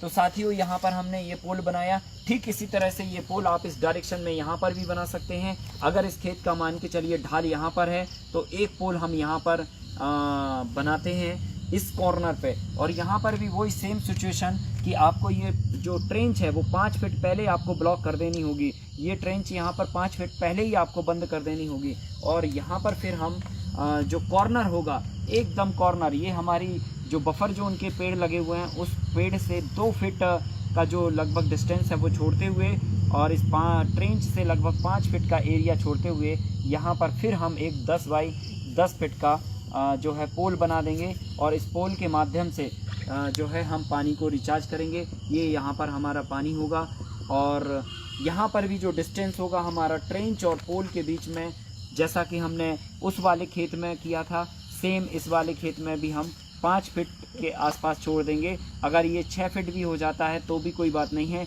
लेकिन 5 फीट से आप इसको कम नहीं रखिएगा, क्योंकि 5 फीट से अगर कम रखेंगे तो ये जो है कहीं ना कहीं हमारा डैमेज हो जाएगा। तो साथियों ये बहुत इंपॉर्टेंट बात है कि हम पानी को अपने खेत में क्या करें कि रिचार्ज रहे और हमारा वाटर लेवल इंप्रूव रहे। तो ये बहुत बड़ी बात है जब आप इस तरह से करते हो। अब मान के चलिए ये हमारा यहाँ पर inter cropping, multi cropping, mix cropping और मोनो क्रॉपिंग का मॉडल था। उस मॉडल में भी हमने ये एक पॉइंट बना दिया। जो हमारा फ्रूट्स गार्डन था उसमें भी हमने एक अपना ये पॉइंट बना दिया। अब हमारा ये लेयर फार्मिंग का मॉडल है, यहाँ पर भी हम अपने लेयर फार्मिंग के खेत में, अगर इस खेत का ढाल जो है इस डायरेक्शन में जा रहा है, ये मैं उदाहरण ले रहा हूँ, प्रैक्टिकली आपको थोड़ा सा होना पड़ेगा, आपको देखना पड़ेगा कि आपके खेतों का ढाल कहाँ पर है, और उस ढाल के मुताबिक ही आपको उस खेत की डायरेक्शन तय करनी पड़ेगी कि ये पोल कहाँ बनेगा। तो साथियों हमने यहाँ पर जो है पोल बनाया, और इसको भी हम यहाँ पर ये शेप देते हुए 5 बाई 5 का डिस्टेंस दोनों तरफ छोड़ते हुए यहाँ पर भी हम अपना 10 बाई 10 फीट का एक पोल बनाते हैं। और जो ये डिस्टेंस हमने छोड़ी है, ये डिस्टेंस हमारी पुनः लगभग 5 फीट हम यहाँ पर रखेंगे, और ये वाली जो डिस्टेंस है वो भी हम लगभग 5 फीट के आसपास रखेंगे। तो ये भी हमारा एक पोल तैयार हो जाता है, जो लेयर फार्मिंग से निकलने वाले लेयर फार्मिंग के मॉडल से निकलने वाले पानी को यहाँ पर इकट्ठा करेगा, या लेयर फार्मिंग के मॉडल से निकलने वाली खेत की मिट्टी को इकट्ठा करेगा। ये वाला फ्रूट्स गार्डन से निकलने वाले पानी और मिट्टी को इकट्ठा करेगा, और ये वाला मोनोक्रॉपिंग, इंटरक्रॉपिंग, मिक्स क्रॉपिंग या मल्टी क्रॉपिंग वाले मॉडल से निकलने वाले पानी और मिट्टी को इकट्ठा करेगा। अब हमारा फिर यहाँ पर जो अदर हमने एक ब्लॉक तैयार किया था, जिसमें हमने अपनी गौशाला बनाई थी, खाद बनाने के लिए हमने पिट्स बनाए थे, कीड़ों को कंट्रोल करने के लिए हमने अलग अलग तरह की बर्तनों में दवाइयाँ बनाने का किया था, नर्सरी का हमने यहाँ पर प्लान किया था, यहाँ पर हमने अपने स्टॉक का, लेबर का घर बनाने का प्लान किया था, और ढेर सारे इक्विपमेंट जो होते हैं वो प्लान किया था, या मशरूम कल्टीवेशन या मधुमक्खी पालन या XYZ जो भी हमारी और कृषि से जुड़ी हुई सारी हमारी व्यवस्थाएं हैं, उन सारी व्यवस्थाओं को जो हमने अलग अलग तरीके से जो प्लान किया था वो हमने ये वाला खेत सिलेक्ट किया था। तो इस खेत में भी जाहिर सी बात है कि पानी यहाँ पर भी गिरने वाली है, पानी की बूंद, और गिर के फिर कहाँ इकट्ठी होगी। तो उदाहरण के तौर पर ये भी पानी का जो ढाल है वो इस डायरेक्शन में है, तो हम यहाँ पर भी जो है एक ब्लॉक बना देंगे। तो कुल मिला के हम प्रति एकड़ पानी को रिचार्ज करने की यहाँ पर कोशिश कर रहे हैं, और इस कोशिश से लगभग 10 लाख लीटर पानी इस गड्ढे में हम पूरे 3-4 महीने की बारिश के दौरान इकट्ठा करके रिचार्ज करते हैं। और मैंने जैसा बताया कि केवल हम पानी को रिचार्ज नहीं करते हैं, बेशकीमती मिट्टी को भी बचाते हैं, क्योंकि ये मिट्टी जो है आपकी पूंजी है, ये मिट्टी आपकी जो है कैपिटल है, और इस कैपिटल से ही आपका जो है भविष्य है। क्योंकि जब तक ये कैपिटल सुरक्षित नहीं होगा तब तक जो है हम कितना भी खाद पानी डाल लें, मिट्टी से हम बहुत अच्छे परिणाम नहीं ले सकते, क्योंकि जो ऊर्जावान मिट्टी होती है, ये ऊर्जावान मिट्टी ही हमारी खेत से निकल के बाहर बह के चली जाती है, और हर साल हमारा कैपिटल कमज़ोर होता चला जाता है। फार्मर की जो एसेट्स है वो दिन प्रतिदिन कम होती जाती हैं और कमज़ोर होती जाती है। तो इसलिए मिट्टी की जो उर्वरा शक्ति गिरने का कारण है वो कहीं ना कहीं मिट्टी का प्रतिवर्ष ऊपर की उपजाऊ मिट्टी का पानी के साथ बह के जाना, ये भी एक मुख्य कारण है। तो हमने चारों तरफ देखिए, हर एक खेत में जो है इस लेआउट में, इस डायग्राम में आपको ये 10 बाई 10 के पोल सेट कर दिए और इन पोलों के माध्यम से सारा पानी रिचार्ज हो रहा है। साथियों, अब हम यहाँ पर इस वाले फॉर्मूले से मैंने आपको बताया कि हम 10 लाख लीटर पानी को रिचार्ज कर रहे हैं, 10 लाख लीटर बार तक 10 लाख लीटर पानी को रिचार्ज कर रहे हैं इन गड्ढों के माध्यम से, और एवरी पोल से हम 10 लाख लीटर रिचार्ज कर रहे हैं। अगर ये 4 एकड़ का खेत है तो हम 40 लाख लीटर पानी केवल इस विधि से रिचार्ज कर रहे हैं। ये देखिए, यहाँ पर भी हम 10 लाख लीटर पानी रिचार्ज कर रहे हैं। और अब यहाँ पर हमें ये समझना होगा कि जब हमारे इस खेत में पानी गिरा तो पूरे एरिया में गिरा, ना कि केवल गड्ढे वाले पार्ट में गिरा। और जब यहाँ पर पानी गिरेगा, यहाँ पर पानी गिरेगा, सारे एरिया में पानी गिरेगा, तो अगर पूरे एरिया को कैलकुलेट करें तो मैंने आपको अभी बताया कि पूरा अगर एरिया आपका 44 लाख स्क्वायर फीट है, मतलब जो है 44,000 स्क्वायर फीट, एक मोटा मोटी 1 एकड़ का रेडियस होता है ये 1 एकड़ का, तो 1 एकड़ के रेडियस में 44,000 स्क्वायर फीट एरिया होता है। और इस 44,000 स्क्वायर फीट में बूंदें बराबर मात्रा में गिर रही हैं, तो ये सारी बूंदें इकट्ठी होकर इस पोल में जा रही हैं, और इस पोल से फिर एक कैपेसिटी है इस पोल की, वो कैपेसिटी फुलफिल होने के बाद ये पानी खेत से बाहर जा रहा है। तो ये जो पानी खेत से बाहर जा रहा है, वो पानी अगर 44,000 स्क्वायर फीट एरिया है, और 44,000 स्क्वायर फीट में मैंने अभी बताया आपको कि 1 इंच बारिश पर, मतलब अगर 1 इंच बारिश होती है तो 1 इंच बारिश में 1 एकड़ के एरिया में, मतलब 1 एकड़ के एरिया में 1 लाख लीटर पानी गिर रहा है, 1 लाख लीटर पानी। तो अब यहाँ पर गणित आप लगा सकते हैं कि 44,000 स्क्वायर फीट मतलब 1 एकड़ है, और अगर हमारी यहाँ पर 1 इंच बारिश हो रही है तो 1 इंच बारिश पर 1 एकड़ में 1 लाख लीटर पानी गिर रहा है। और यहाँ पर अगर ऑन एन एवरेज 50 इंच बारिश हो रही है, 40 से 50 इंच बारिश, तो आपका कितना 1 एकड़ के एरिया में कितने लाख पानी गिरेगा? 50 लाख लीटर पानी गिर रहा है।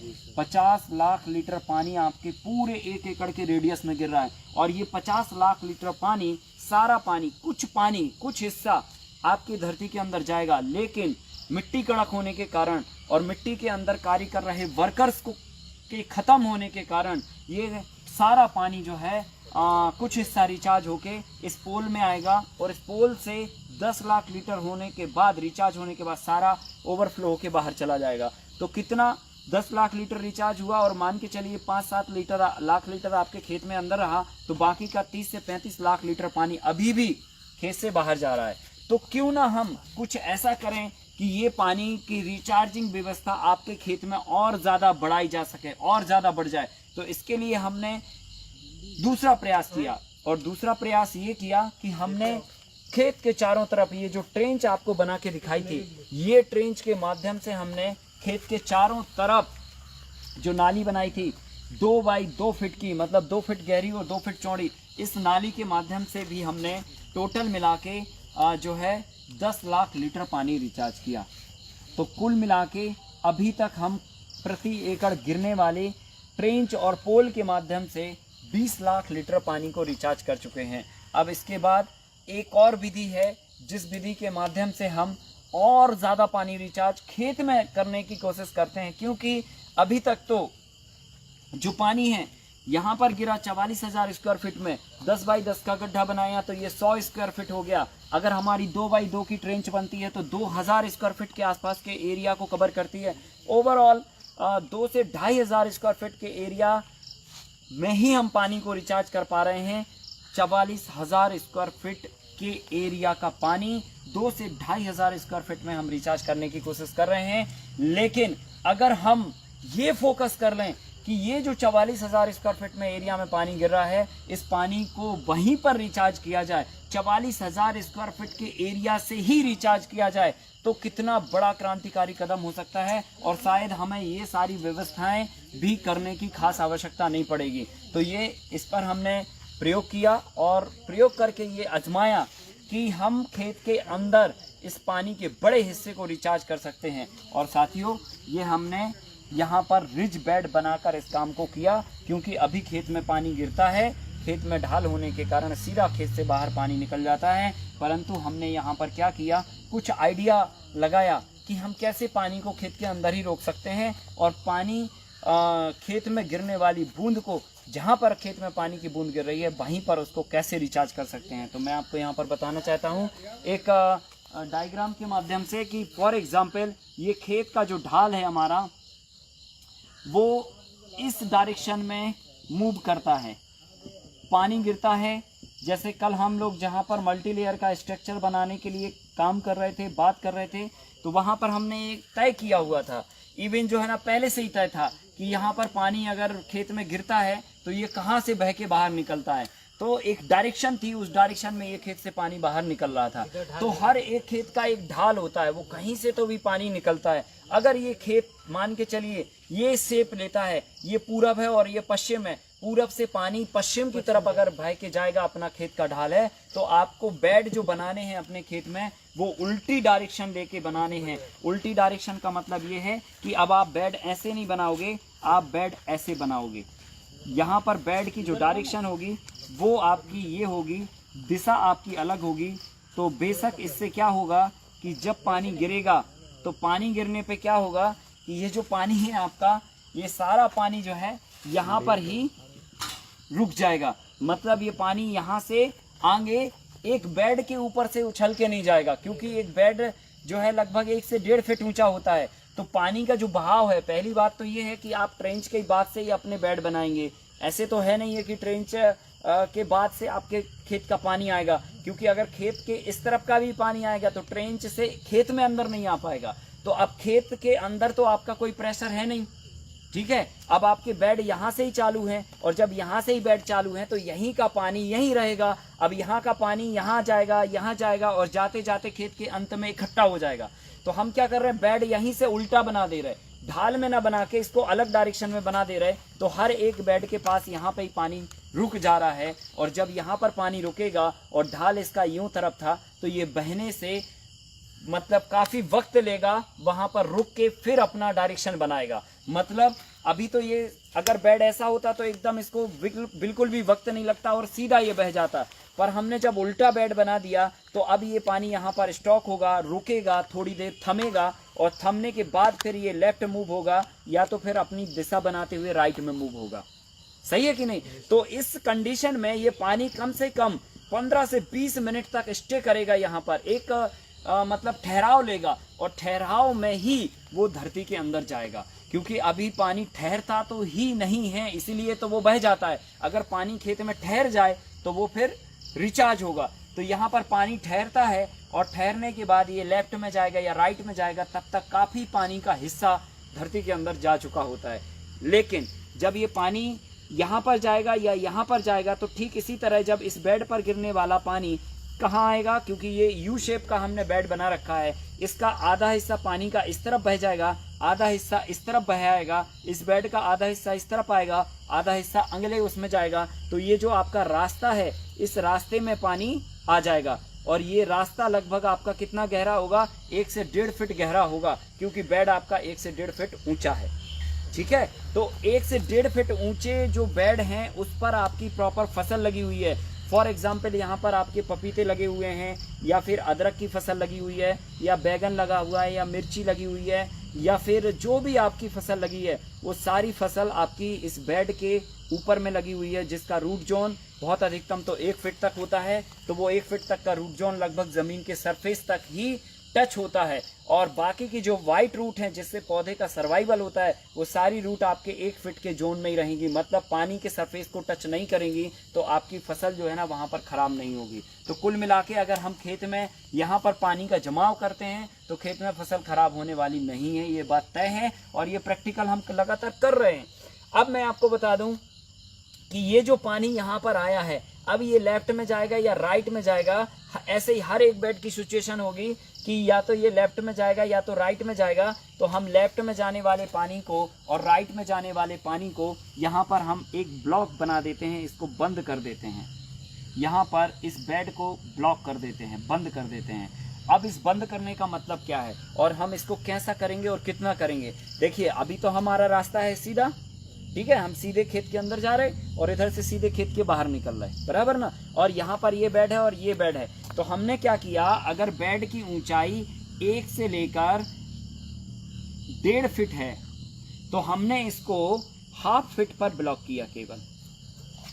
बात समझ रहे ना, मतलब हम जो इसको बंद करेंगे वो पूरा बेड की ऊंचाई के बराबर नहीं करेंगे, क्योंकि अगर हम बेड की ऊंचाई के बराबर कर देंगे तो ये पूरा जो है यहाँ तक पानी भर जाएगा, मतलब फसल की अप्रोच में पानी आ जाएगा। तो हम इसको क्या करते हैं, आधा फीट बंद करते हैं और बेड हमारा 1 से 1.5 फीट ऊंचा होता है, मतलब फिर भी आधा फीट से लेकर 1 फीट तक नीचे ही पानी रहता है और उसके ऊपर जो है फसल हमारी पूरी सुरक्षित रहती है। और इस नाले में बराबर, मतलब चलने वाले रास्ते में बराबर पानी भरा रहता है। और जब 1 घंटे की बारिश होती है तो 1 घंटे की बारिश में से 15 मिनट का पानी नॉर्मली जो है आराम से बेड अपोजिट डायरेक्शन में बने होने के कारण थम के धरती के अंदर चला जाता है, और बाकी का जो 40 मिनट का पानी है वो आपके खेत के अंदर इस नाले में ऑलरेडी भरा होता है, वो खेत से बाहर नहीं निकलता। और अगर मान के चलो 1 घंटे से ज्यादा बारिश हो जाती है तो फिर यहाँ से पानी ओवरफ्लो होगा, मिट्टी आपकी इसी रास्ते में रह जाएगी, मतलब खेत से मिट्टी आपकी मूव नहीं होगी।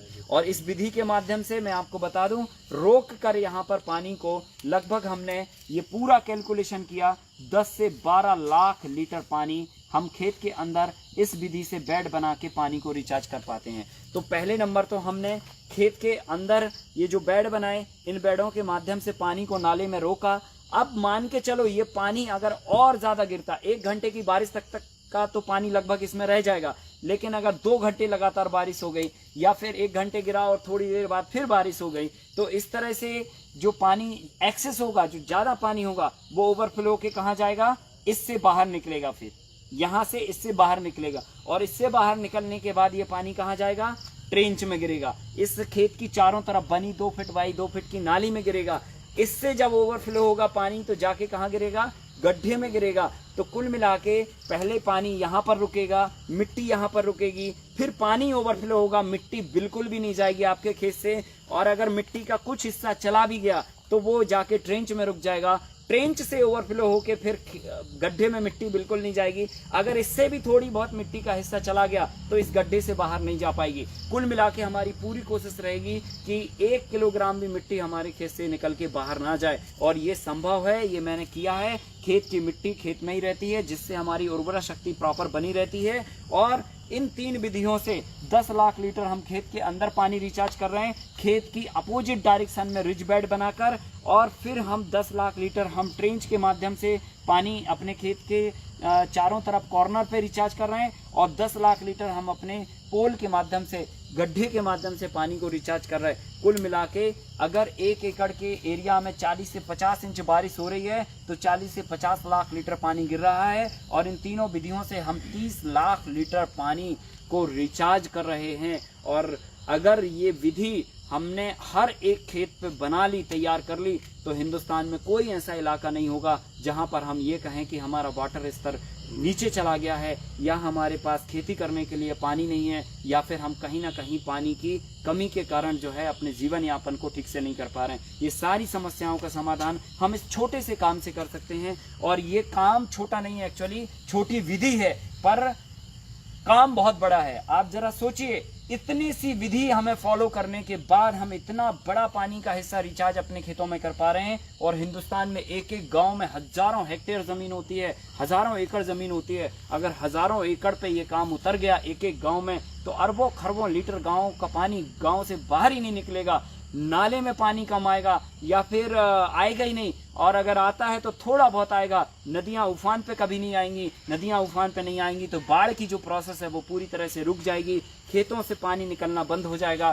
तो खेतों से पानी जब निकलना बंद होगा तो नालों में पानी नहीं रहेगा, नालों में पानी नहीं रहेगा तो नदियों में पानी नहीं रहेगा, और नदियों में अगर पानी नहीं रहा तो निश्चित ही बात है कि जो हमारी नदियां हैं वो उफान की सिचुएशन में नहीं आएंगी और हमारे घरों को तबाह नहीं करेंगी, हमारे जो घर हैं वो बेघर नहीं करेंगी। तो एक तीर से कई निशाने हो सकते हैं, और इसको करने में कोई खास मेहनत की आवश्यकता नहीं है, इसको करने में कोई बहुत बड़ी टेक्नोलॉजी की आवश्यकता नहीं है, इसको करने में कोई बहुत बड़ा विज्ञान की आवश्यकता नहीं है, कोई मशीनरीज की आवश्यकता नहीं है, या बहुत ज़्यादा वक्त एक्सपेंड करने की ज़रूरत नहीं है। देखिए मैं आपको बता रहा हूँ, जब आपका वक्त गर्मी का होता है, खेत में कोई फसल नहीं होती, आप जेसीबी लाइए, लेआउट डाल के 10 बाई 10 का गड्ढा मुश्किल से आधा घंटा में या 1 घंटे में खोद के ये जेसीबी कंप्लीट कर देगी। 4 एकड़ के 4 पोल खोदने में 5 घंटे लेगी अधिकतम। और उसके बाद ये जो ट्रेंच है 10 घंटा ट्रेंच को खोदने में लगेगा। और बेड तो आपको खुद ही बनानी है। इस डायरेक्शन में बेड बनाने की बजाय आपको डायरेक्शन बस बदलनी है। बेड तो आप ऑलरेडी बना ही रहे थे। और 10 लाख लीटर आप इस विधि से पानी को रिचार्ज यहाँ पर केवल बेड की दिशा बदल के कर सकते हैं। और ट्रेंच बना के 10 लाख और गड्ढा बना के 10 लाख, कुल मिला के अगर आप 10, 12, 15 घंटे अगर अपने खेत पे जेसीबी चलवा देते हैं तो ये हमेशा के लिए आपकी रिचार्जिंग व्यवस्था सेट हो जाती है। और अब ये जो ट्रेंच से पानी रिचार्ज हो रहा है, इस पानी के साथ साथ यहाँ पर जो बेशकीमती सॉइल है खेत की वो भी कलेक्ट होगी, जो पेड़ों की पत्तियां होंगी, क्योंकि यहाँ पर पूरा बफर जोन है, आपका प्लांटेशन है। इस प्लांटेशन से जो पत्तियां कलेक्ट होंगी वो सारी इस ट्रेंच में जाके गिरेंगी। और इन ट्रेंच में पानी और मिट्टी एक साथ मिलने के बाद ये कंपोस्ट हो जाएगी। और कंपोस्ट होने के बाद यही कंपोस्ट आप वापस निकाल के खेतों में यहीं के यहीं इस्तेमाल कर सकते हैं। तो कुल मिला के हम ना केवल पानी को रिचार्ज कर रहे हैं बल्कि खेत की बहने वाली बेशकीमती मिट्टी को भी रिचार्ज कर रहे हैं। और इन विधियों से मुझे पूरा भरोसा है कि हिंदुस्तान में आने वाले समय में अगर हम इन विधियों पर काम करते हैं तो पानी की कोई कमी नहीं रहेगी। और जैसा कि मैंने बताया कि हमने ये काफ़ी अध्ययन करके 7-8 सालों में ये सारी चीज़ें तैयार की हैं। और ये काम हमने अपने खेत पर एक्सपेरिमेंट कर कर के सीखा है।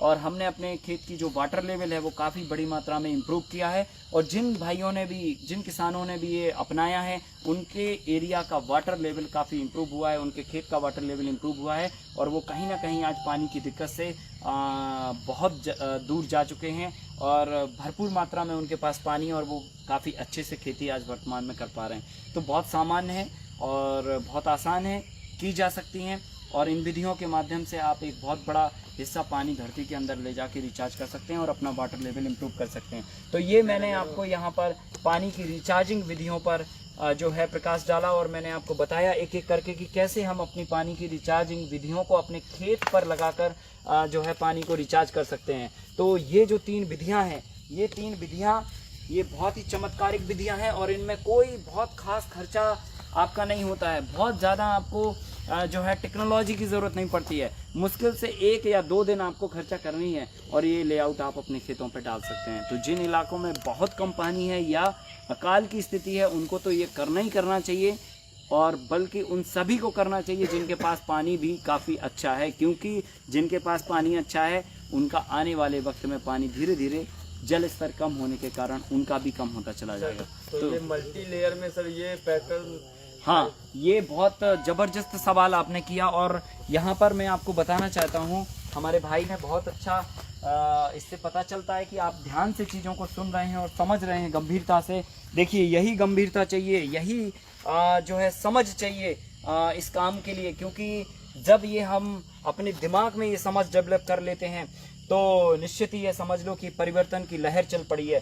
साथियों यहाँ पे जैसा कि इन्होंने कहा कि मल्टी लेयर में हम कैसे पानी को रिचार्ज करेंगे, क्योंकि यहाँ पे तो मल्टी लेयर में अभी हमने कल ही आपको बताया था कि ढाल की डायरेक्शन में ही आपको बेड बनाने हैं।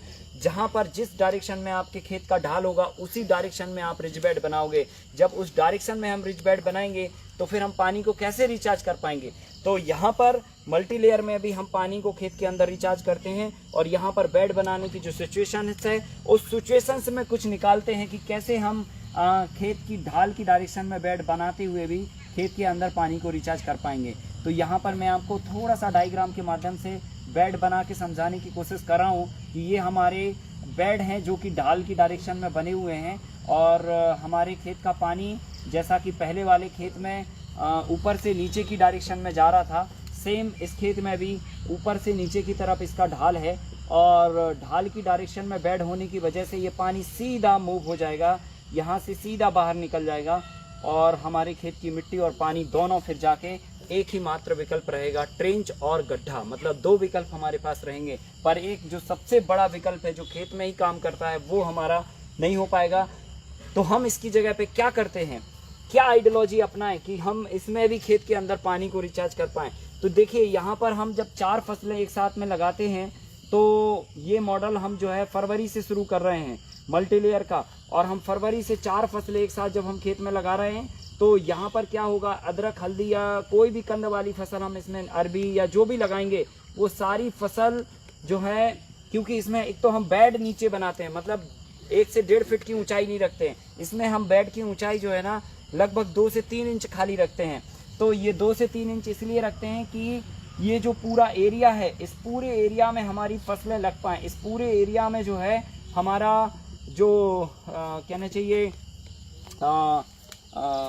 सब्जियां हैं वो प्रॉपर लग पाए, और जो खासकर पत्ती वाली सब्जी है उसको जब हम बेड को फ्लैट करेंगे तो ज़्यादा एरिया हमें पत्ती वाली सब्जी का मिल पाएगा। तो पत्ती वाली सब्जी के ज़्यादा एरिया के लिए हम बेड को फ्लैट कर देते हैं, और हाइट उसकी ज़्यादा ना करके उसको 2 से 3 इंच तक की हाइट रखते हैं। और 2 से 3 इंच की हाइट में एक कंद वाली फसल, एक पत्ती वाली, एक लता वाली और एक पपीते की फसल हम इसमें लगाते हैं। तो जब पत्ती वाली सब्जी को हम निकाल चुके होते हैं पूरी तरह से, मतलब लगभग जुलाई तक आते आते हमारी पत्ती वाली सब्जी पूरी निकल चुकी होती है, तो अब हमारी अदरक और ऊपर बेल वाली और एक पपीते की क्रॉप बचती है। तो हम क्या करते हैं, हम नहीं, भारत में सभी वो किसान जो कंद वाली सब्जी को लगाते हैं, उनको अदरक हुआ, हल्दी हुआ या कंद वाली जो भी सब्जी होती है, उनको मिट्टी एक बार चढ़ानी होती है। आप सभी को अंदाज़ा होगा, या जो भी हमारे दर्शक यहाँ पर सुन रहे हैं, इस बात को समझ रहे हैं या इस बात को जान रहे हैं, जहाँ पर आलू की फार्मिंग होती है, अदरक हल्दी की फार्मिंग होती है, या कंद वाली जो भी फसल की फार्मिंग होती है, उसमें हम खेत में एक बार मिट्टी चढ़ाते हैं। मिट्टी चढ़ाने के लिए हम क्या करते हैं, फसल तो हमने यहाँ पर लगा दी, हम ये जो रास्ता है आपने जो बनाया है, इस रास्ते की ही मिट्टी को निकाल के लेफ्ट और राइट में लगाते हैं। ठीक है, तो जब हम इस रास्ते की मिट्टी को लेफ्ट में और राइट में लगाएंगे तो क्या होगा, ये नाली गहरी हो जाएगी और ये बेड ऊंचा हो जाएगा। और नाली गहरी और बेड ऊंचा करने से जो है क्या होगा, बारिश का पानी जो है वो फसल को डिस्टर्ब नहीं करेगा। नाले में नाली गहरी होने से नाले से पानी एकदम से निकल जाएगा, और बेड ऊंचा होने से और मिट्टी लगने से क्या होगा कि कंद का विस्तार अच्छा होगा। तो इसलिए हम मिट्टी चढ़ाते हैं। तो ओबियसली हमें काम वही करना है, लेकिन तरीका बदल देना है। और तरीका क्या बदलेंगे, मिट्टी हम यहाँ पर खोद के सीधा नहीं निकालेंगे, हम मिट्टी को यहाँ पर गड्ढे के रूप में निकालेंगे। मतलब यहाँ पर एक छोटा सा होल बनाएंगे, और छोटे होल से जो मिट्टी निकलेगी वो उठा के हम बेड पे लगा देंगे। फिर हम आधा फीट का यहाँ से गैप देके फिर एक छोटा सा होल बनाएंगे और यहाँ से मिट्टी निकालेंगे और लेफ्ट राइट कर देंगे। फिर हम यहाँ पे आधा फीट छोड़ के फिर एक होल बनाएंगे, फिर आधा फीट छोड़ के फिर एक होल बनाएंगे। कुल मिला के हम हर एक लाइन में सैकड़ों होल बना के उसमें से निकलने वाली मिट्टी को वापस हम खेत में मेड़े पे चढ़ा देंगे। तो मेड़े को मिट्टी मिल जाएगी, बेड ऊंचा हो जाएगा और कंद वाली फसल का विस्तार भी हो जाएगा। और साथ में ये जो छोटे छोटे होल बनेंगे, अब देखिए यहाँ पर इन होलों के माध्यम से पानी इसके अंदर रिचार्ज होगा। खेत से यहाँ से आने वाला पानी या बेड पर आने वाला पानी पहले गड्ढे में जाएगा, बेड से आने वाली मिट्टी या यहाँ से आने वाली मिट्टी पहले गड्ढे में जाएगी, और फिर इसके बाद गड्ढा भरने के बाद ये ओवरफ्लो के दूसरे में जाएगी, तीसरे में जाएगी, चौथे में जाएगी। ऐसी एक एक लाइन में सैकड़ों छोटे छोटे हम पोल बना देते हैं, और उन पोलों के माध्यम से मिट्टी वहीं पर रहती है और पानी भी रिचार्ज होता रहता है। क्योंकि अब कंडीशन यहाँ पर बदल चुकी है, क्योंकि आपने ये जो गड्ढे की गहराई है लगभग आधा फीट ले लिया है, और ज़मीन के 3 इंच के सरफेस से ऊंचा तो पहले ही से बेड था। तो जब आप आधा फीट की यहाँ से मिट्टी निकालोगे और 3 इंच ऊंचे बेड पर डालोगे तो ये लगभग 1 फीट का तो वैसे ही हो जाएगा। तो फसल की जो अप्रोच है वो गड्ढे की गहराई तक उसकी जड़ों की अप्रोच नहीं रहेगी। मतलब यहाँ पर भी इस कंडीशन में भी हमारी जो फसलें हैं या फसलों की जो जड़ें हैं वो प्रभावित नहीं होगी, फसल हमारी गलेगी सड़ेगी नहीं, और बेहतरीन तरीके से हम मिट्टी और पानी को इन पोल्स के माध्यम से खेत के अंदर रिचार्ज कर पाएंगे। और इन विधियों से भी आप लगभग 10 से 12 लाख लीटर तक आप पानी को रिचार्ज कर सकते हैं। और ओपन की अगर हम बात करें जहाँ पर फ्रूट्स गार्डन है, तो सेम मेथड आपका होगा जहाँ पर आप बेड बनाएंगे खेत की ढाल के अपोजिट डायरेक्शन में। तो साथियों, ये जो मल्टी लेयर की विधि है वो थोड़ी सी डिफरेंट है। पोल बना के हम बेड्स के अंदर और पानी को रिचार्ज करते हैं, और यहाँ पर बेड को अपोजिट डायरेक्शन में बनाकर, खेत की ढाल के अपोजिट डायरेक्शन में बनाकर पानी को रिचार्ज करते हैं। तो इस तरह से हम 3 विधियों से अलग अलग तरीके से पानी को रिचार्ज करते हैं। और पानी को रिचार्ज करने के साथ साथ बेशकीमती हम मिट्टी को बचाते हैं, जो कि एक बहुत ही इम्पोर्टेंट और एक बहुत ही चमत्कारिक बात हो जाती है। क्योंकि ये अगर नहीं रहेगी तो जान लीजिए कि हमारी खेत की जो उर्वरा शक्ति है वो दिन प्रतिदिन कम होती चली जाएगी, और जब दिन प्रतिदिन हमारी उर्वरा शक्ति कम होगी तो जो प्रोडक्टिविटी है उस पर काफ़ी गहरा असर पड़ेगा। और प्रोडक्टिविटी पर गहरा असर पड़ेगा तो हमारी पूरी इकोनॉमी पर भी उसका खास असर पड़ता है। तो ये हमने आज आपको पानी की रिचार्जिंग की व्यवस्था को लेकर यहाँ पर बातचीत करी आपसे, और हम चाहते हैं कि आप सभी साथी जो यहाँ पर मौजूद हैं या जो भी साथी हमारे दर्शक यहाँ पर इस शिविर के माध्यम से जुड़े हुए हैं, और तो वो सभी लोग जो अभी, क्योंकि अभी हमने पूर्व में जितनी भी चर्चाएं की हैं उन सारी चर्चाओं में आपसे सवाल नहीं लिए, आपके मन के अंदर की जो शंकाएं थी वो अभी हमने नहीं जानी। तो अभी अगले 20-25 मिनट आधा घंटे तक आपसे जो भी अभी तक हमने पूर्व में सीखा है उन सभी चीज़ों पे आपके राय जान लेते हैं, आपको क्या समझ में आया वो जान लेते हैं, जो आपको समझ में नहीं आया वो जान लेते हैं, और आपके सवाल जान लेते हैं। इसके तुरंत बाद हम लोग प्रैक्टिकल के लिए मूव होंगे, क्योंकि अभी काफ़ी बारिश हो चुकी थी रात को भी और सुबह भी, तो हमने अभी प्रैक्टिकल के जो वर्क को थोड़ा सा एक्सपेंड किया और आपसे पानी की रिचार्जिंग व्यवस्था पर चर्चा की। और अगेन अब धूप थोड़ी थोड़ी आ रही है तो हम लोग वापस से जो है आपको आगे की जो मल्टी लेयर की प्रक्रियाएं हैं वो आपको समझाने वाले हैं, सिखाने वाले हैं कि अब हमें इसके बाद लेयर फार्मिंग के स्ट्रक्चर में क्या हमें करना है ताकि जो है हम एक बेहतरीन उत्पादन को 4 फसलों के साथ में ले पाएँ। तो सबसे पहले नंबर हम जानते हैं आपसे कि हमने एक तो मल्टी लेयर के स्ट्रक्चर को लेकर जो तैयारियां की हैं, लेआउट से लेकर पॉइंट बनाने से लेकर गड्ढा करने से लेकर पोल लगाने से लेकर और उसमें पूरा जो है चारों तरफ बॉर्डर बांधने से लेकर यहाँ तक की बातचीत में क्या आपकी समझ डेवलप हुई, क्या आपकी सूझबूझ डेवलप हुई, कौन सी ऐसी चीज़ें हैं जो आपको बारीकी से अंदर से समझ में आई। आप पहले गलती कर रहे थे लेकिन करने के बाद आपको समझ में आया कि ये चीज़ ऐसे होनी चाहिए। फिर उसके बाद हमने आपको जो बफर जोन है या जो पेंशन प्लान है या जो खेत पे अपनी प्लानिंग को लेकर है या जैव विविधता को लेकर जो बातचीत है वो परसों हमने एक डायग्राम के माध्यम से समझाई थी, और आज हमने अभी पानी की रिचार्जिंग व्यवस्था को लेकर बात बताई है। इन तीनों विषयों में कहाँ पर आपको क्या बात समझ में नहीं आई है या क्या समझ आपकी इन तीनों चीज़ों में डेवलप हुई वो क्रमशः बताएंगे। सबसे पहले नंबर मल्टी लेयर की बात कर लेते हैं। मल्टी लेयर में हमने लेआउट बनाया, फिक्स किया अपनी बॉर्डर्स को अपने मटेरियल के हिसाब से, फिर उसके बाद हमने उसमें पॉइंट बनाए, पॉइंट पर हमने होल बनाए और होल के बाद हमने उसमें पोल डाले अपने, और पोल के बाद हमने जो है ना चारों तरफ बॉर्डर पर अपना एक बीम डाली पत्ती लगा के, और फिर उसके बाद जो है हमने ये डायग्राम समझा था बफर जोन का, फिर हमने पानी की रिचार्जिंग डिस्कस किया। ठीक है, तो सबसे पहले नंबर मल्टी लेयर में जो आपकी समझ डेवलप हुई, जितने भी आपने काम किए उसके आप जो है सवाल बताइए या फिर जो आपको समझ में आया वो चीज़ बताइए। मल्टी लेयर को लेकर, लेआउट को लेकर, पोल को लेकर, गड्ढे को लेकर, इन सब चीज़ों को लेकर। हाइट का सर, हाइट का क्या? जो खंभा का हाइट है जी, उसका हाँ हाँ 10 फीट आप जी 10 फीट पर उसको कटिंग करवाए जी तो जब पौधे जब लत्ती वाली पौधे जब लगेगी जी तो उसका तो हाइट अगर वजनदार होगी तो गिर नीचे आएगी जी कम से कम, तो जी। आदमी उतना अंदर जाएगा तो उसको तो डिस्टर्ब होगा, कोई फल ज़्यादा हुआ पीछे हुआ झुका जी। सबका डिस्टर्बेंस तो होगा ही, तोड़ने में दिक्कत भी होगी किसान को। नहीं, देखिए हाइट जो हमने उसमें रखी है वो 6.5 फीट हाइट रखी है, और एक आदमी जो है 6 फीट से ज़्यादा का नहीं होता है। अपवाद स्वरूप कोई हो गया तो वो बात अलग है, पर मोटा मोटी 5.5 फीट से 6 फीट के बीच में ही एक अमूमन हाइट होती है काम करने वाले आदमी की। तो 6.5 फीट हाइट रखी है। अगर 6.5 फीट में 2 इंच के आसपास अगर वो वज़न के कारण नीचे भी आता है तो भी हमारे सिर से लगभग 4 इंची का मार्जिन है, तो उतने में कंफर्टली हम लोग काम कर पाते हैं। प्रैक्टिकली यही सही है, क्योंकि इस पे पिछले हम 7-8 सालों से काम कर रहे हैं। तो डिस्टेंस को लेकर जो अध्ययन है वो यही है, अगर हम ज़्यादा डिस्टेंस बढ़ाते हैं तो काम करने में आपके हाथ वहाँ तक नहीं पहुँच पाते हैं, और जब सब्जी लगती है तो फिर तोड़ने में भी आपको दिक्कत होती है। इवन आपको कभी स्प्रे भी करना होता है तो स्प्रे करने में भी फिर अगर ज़्यादा हाइट हो जाती है तो दिक्कत होती है। तो 6.5 फीट हाइट एक परफेक्ट हाइट है, इस हाइट पे ही आपको काम करना चाहिए, है ना। और बताइए।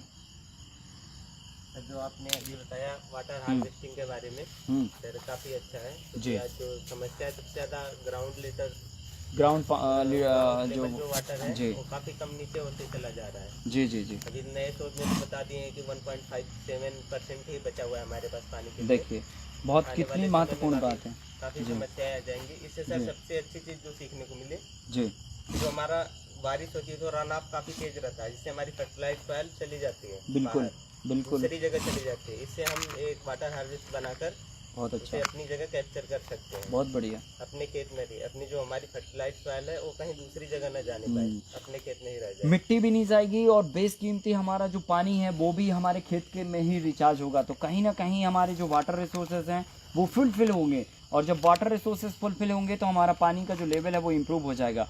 दूसरी तरफ हम बैक में जैविक खेती के विस्तार में जो है काम कर रहे हैं। तो जब हम जैविक खेती पूरी तरह से खेतों में करते हैं तो क्या होता है, मिट्टी में जीवाणुओं की संख्या बढ़ने लग जाती है, कैंचियों की संख्या बढ़ने लग जाती है। तो वहाँ पर जो है पानी की रिचार्जिंग व्यवस्था में ये लोग काफ़ी मदद करते हैं। तो वो भी मदद करेंगे, वो भी काम करेंगे, और हम पानी को वहाँ पर रोक के भी रखेंगे। तो इस विधियों से हम पानी को काफ़ी बड़े लेवल पर रिचार्ज कर सकते हैं, और ये पूरे हिंदुस्तान को इसकी आवश्यकता है आज की तारीख में। ठीक है, और बताइए। ऐसे सब जो हम बेड बना रहे हैं, जैसे आपने बताया कि पानी को वहीं पर होल्ड कर दे रहे हैं। हाँ, हाँ। अगर हमारी कंद वाली जो फसलें हैं, एक समय आने के बाद तो इन्हें पानी में बस नमी से अगर हम पानी रोक रहे हैं जी तो इसमें कुछ बीमारियां ऐसे सड़न तो हो सकती हैं। जी बिल्कुल हो सकती है, परंतु ये काफ़ी मतलब सोचने में ऐसा हो सकता है, क्योंकि हम पानी वहाँ पर लगातार नहीं भर रहे हैं।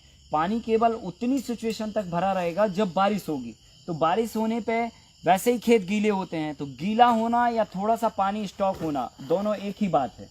ठीक है, और जैसे ही बारिश खुलेगी तो चंद मिनटों में या चंद घंटों में वो पानी पूरा सूख जाएगा, वो हमेशा भरा नहीं रहेगा वहाँ पर। तो बहुत कम पीरियड वहाँ पर उसको पानी को स्टॉक रहना है, बाकी समय तो वो सूख जाना है। तो कीड़ों की इस तरह से कोई खास समस्या नहीं होती है ना। हाँ, और बताइए।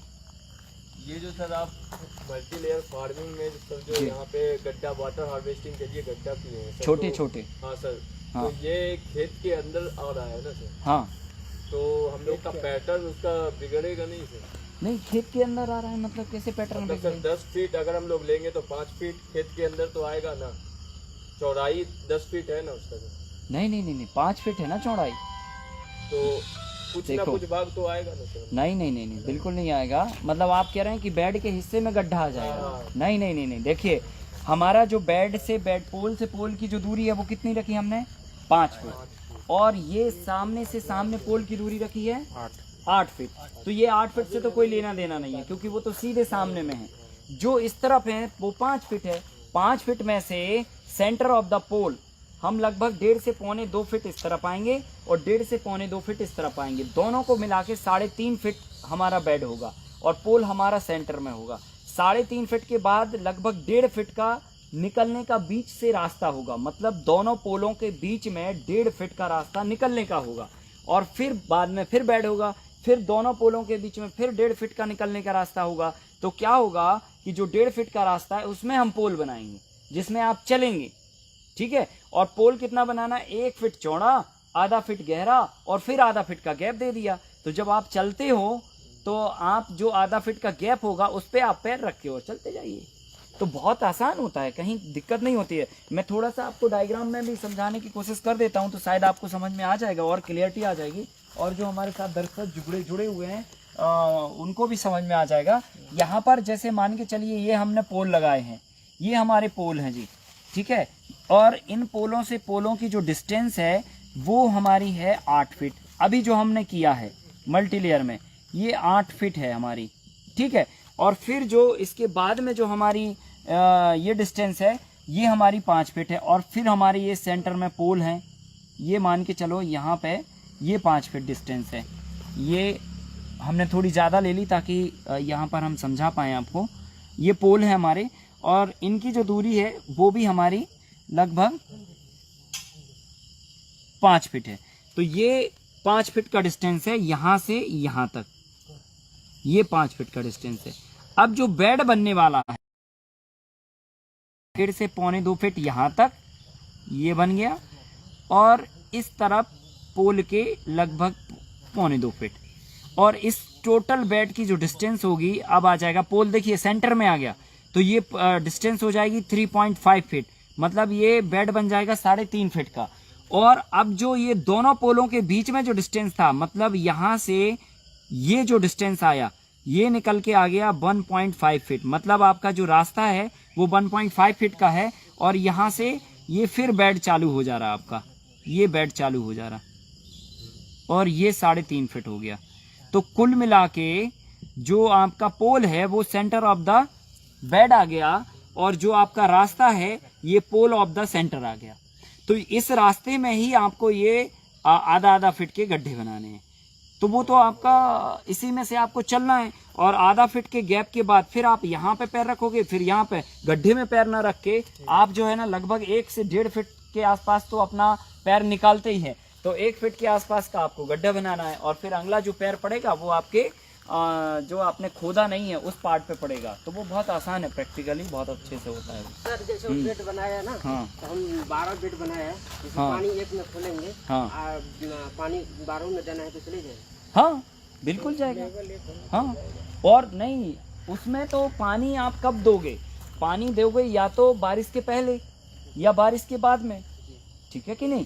तो बारिश के अगर पहले दिया तब तक तो हमारा गड्ढा है नहीं, तब तक तो हमारी लीफी वेजिटेबल्स है, हमने मिट्टी चढ़ाई नहीं। मिट्टी हम कब चढ़ाते हैं, जब बारिश शुरू हो जाती तब मिट्टी लगानी है।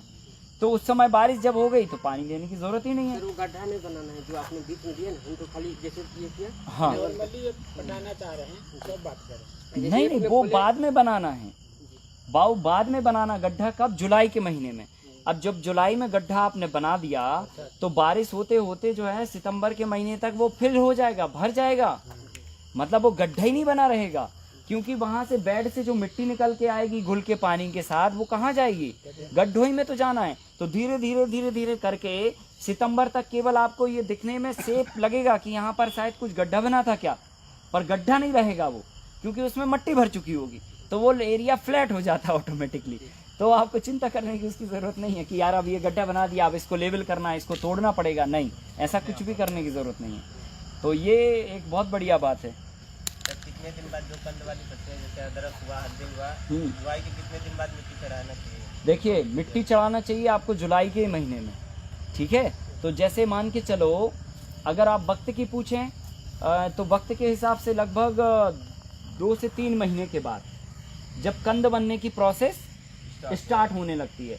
अगर आप टाइम की पूछें, मंथ की पूछें, तो जुलाई का महीना सबसे बेस्ट होता है, क्योंकि जुलाई के महीने में क्या होती है, एक तो बारिश आती है और वहीं उसी समय से फिर कंद फैलना चालू होता है। तो जुलाई, अगस्त, सितंबर और अक्टूबर का ये 4 महीने होते हैं जहाँ पर कंद की साइज बढ़ती है।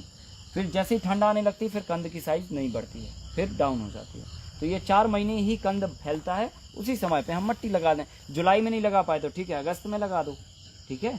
तो बारिश आते ही हमें लगा देना चाहिए। पर केस कौन सा है आपका, नंबर 1 मल्टी लेयर का केस है तो आप जुलाई में लगा पाओगे, और अगर ओपन फार्मिंग का केस है तो फिर आपको अगस्त में ही लगाना पड़ेगा, क्योंकि अभी तो लगाया आपने 15 जून को ही, ठीक है। 15 जून को लगाया तो जुलाई में ही आप मिट्टी नहीं चढ़ाने लगोगे। फिर आप कम से कम पौधा 2 माह का हो जाए तो फिर वो माह वाली कंडीशन फॉलो करके और फिर आप मिट्टी लगाएंगे, ठीक है। सर इसमें डिसएडवांटेज कुछ है, डिसएडवांटेज कुछ है मल्टी लेयर फार्मिंग में? डिसएडवांटेज ये है, वैसे तो मुझे नहीं आते खास समझ में डिसएडवांटेज। ये हो सकता है कि अगर आपका मैनेजमेंट सही नहीं रहा तो 4 फसलें एक साथ रहेंगी वहाँ पे, तो हो सकता है कि कोई एक आध फसल आपकी कमज़ोर हो जाए अगर मैनेजमेंट सही नहीं रहा तो। हाँ, न्यूट्रिएंट मैनेजमेंट नहीं, न्यूट्रिएंट मैनेजमेंट तो ऑटोमेटिकली होगा, मतलब स्पेस का मैनेजमेंट। जैसे फॉर एग्जांपल मैं आपको उदाहरण से समझाता हूँ तो आपको समझ में आएगा। हमने पत्ती वाली सब्जी लगाई, समझना बात को, पत्ती वाली सब्जी 20 दिन के बाद निकलना चालू हो जाएगी। अब अगर आपने 20 दिन के बाद उसको कंटिन्यूअसली निकालते गए तो क्या होगा, जगह खाली होती जाएगी। जगह खाली होती जाएगी तो अदरक को स्पेस बनता जाएगा। और आपने मान के चलो निकालना, एक बार निकाला और फिर आपने सोचा कि चलो इकट्ठा निकालेंगे। अब अदरक को निकलना है, उसको जगह चाहिए निकलने के लिए, और ऊपर से भाजी खड़ी हुई है, वो निकल नहीं पा रहा, तो क्या होगा, वहां से उसकी ग्रोथ कम होने लग जाएगी। ये मैनेजमेंट का पार्ट है। तो आपको क्या करना, एक समय अंतराल के साथ में आपको उसको निकालते रहना ताकि नीचे की फसल को जितनी ग्रोथ की आवश्यकता हो वो स्पेस उसको मिलता जाए। और जुलाई तक आते आते जैसे ही बारिश आए और पूरी तरह से क्लीन होना चाहिए फील्ड, मतलब पूरी साफ जो भी लगी है, चाहे भले तो अच्छी हो, नहीं बिक रही हो, निकाल के साफ कर दो, क्लीन कर दो। क्योंकि अब जुलाई में ज़्यादा धूप की आवश्यकता है, क्योंकि बारिश आ चुकी है।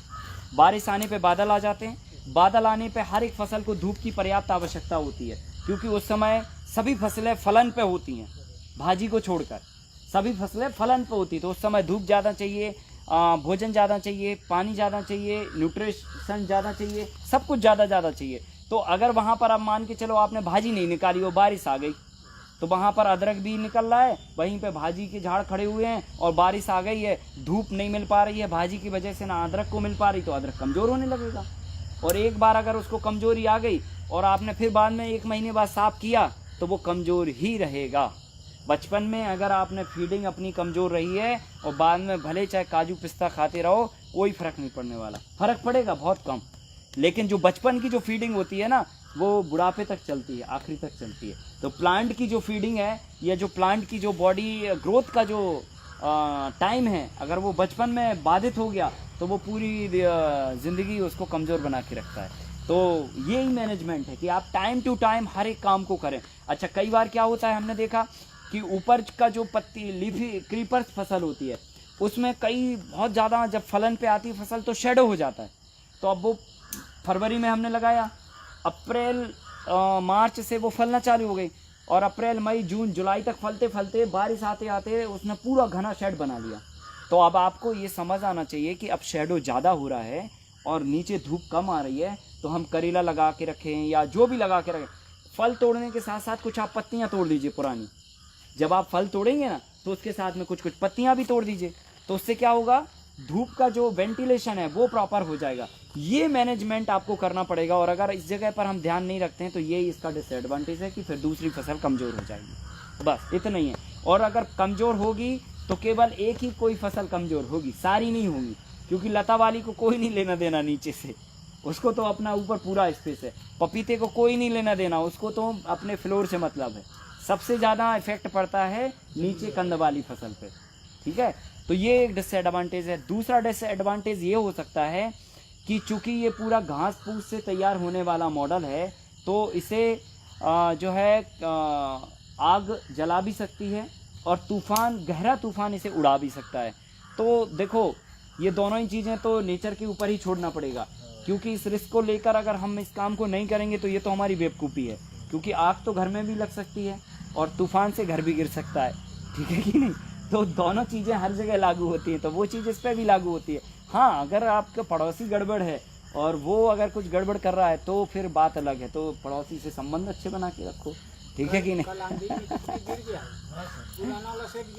अच्छा, बहुत सारा लोहा में था ना, पूरा गिर गया है। ओहो, तो वो क्या था, कल बहुत तेज आंधी थी ना, और बारिश होता रहा। बारिश भी होती रही साथ में, तो दोनों ही संयोग से चीज़ें एक साथ में मिल गई।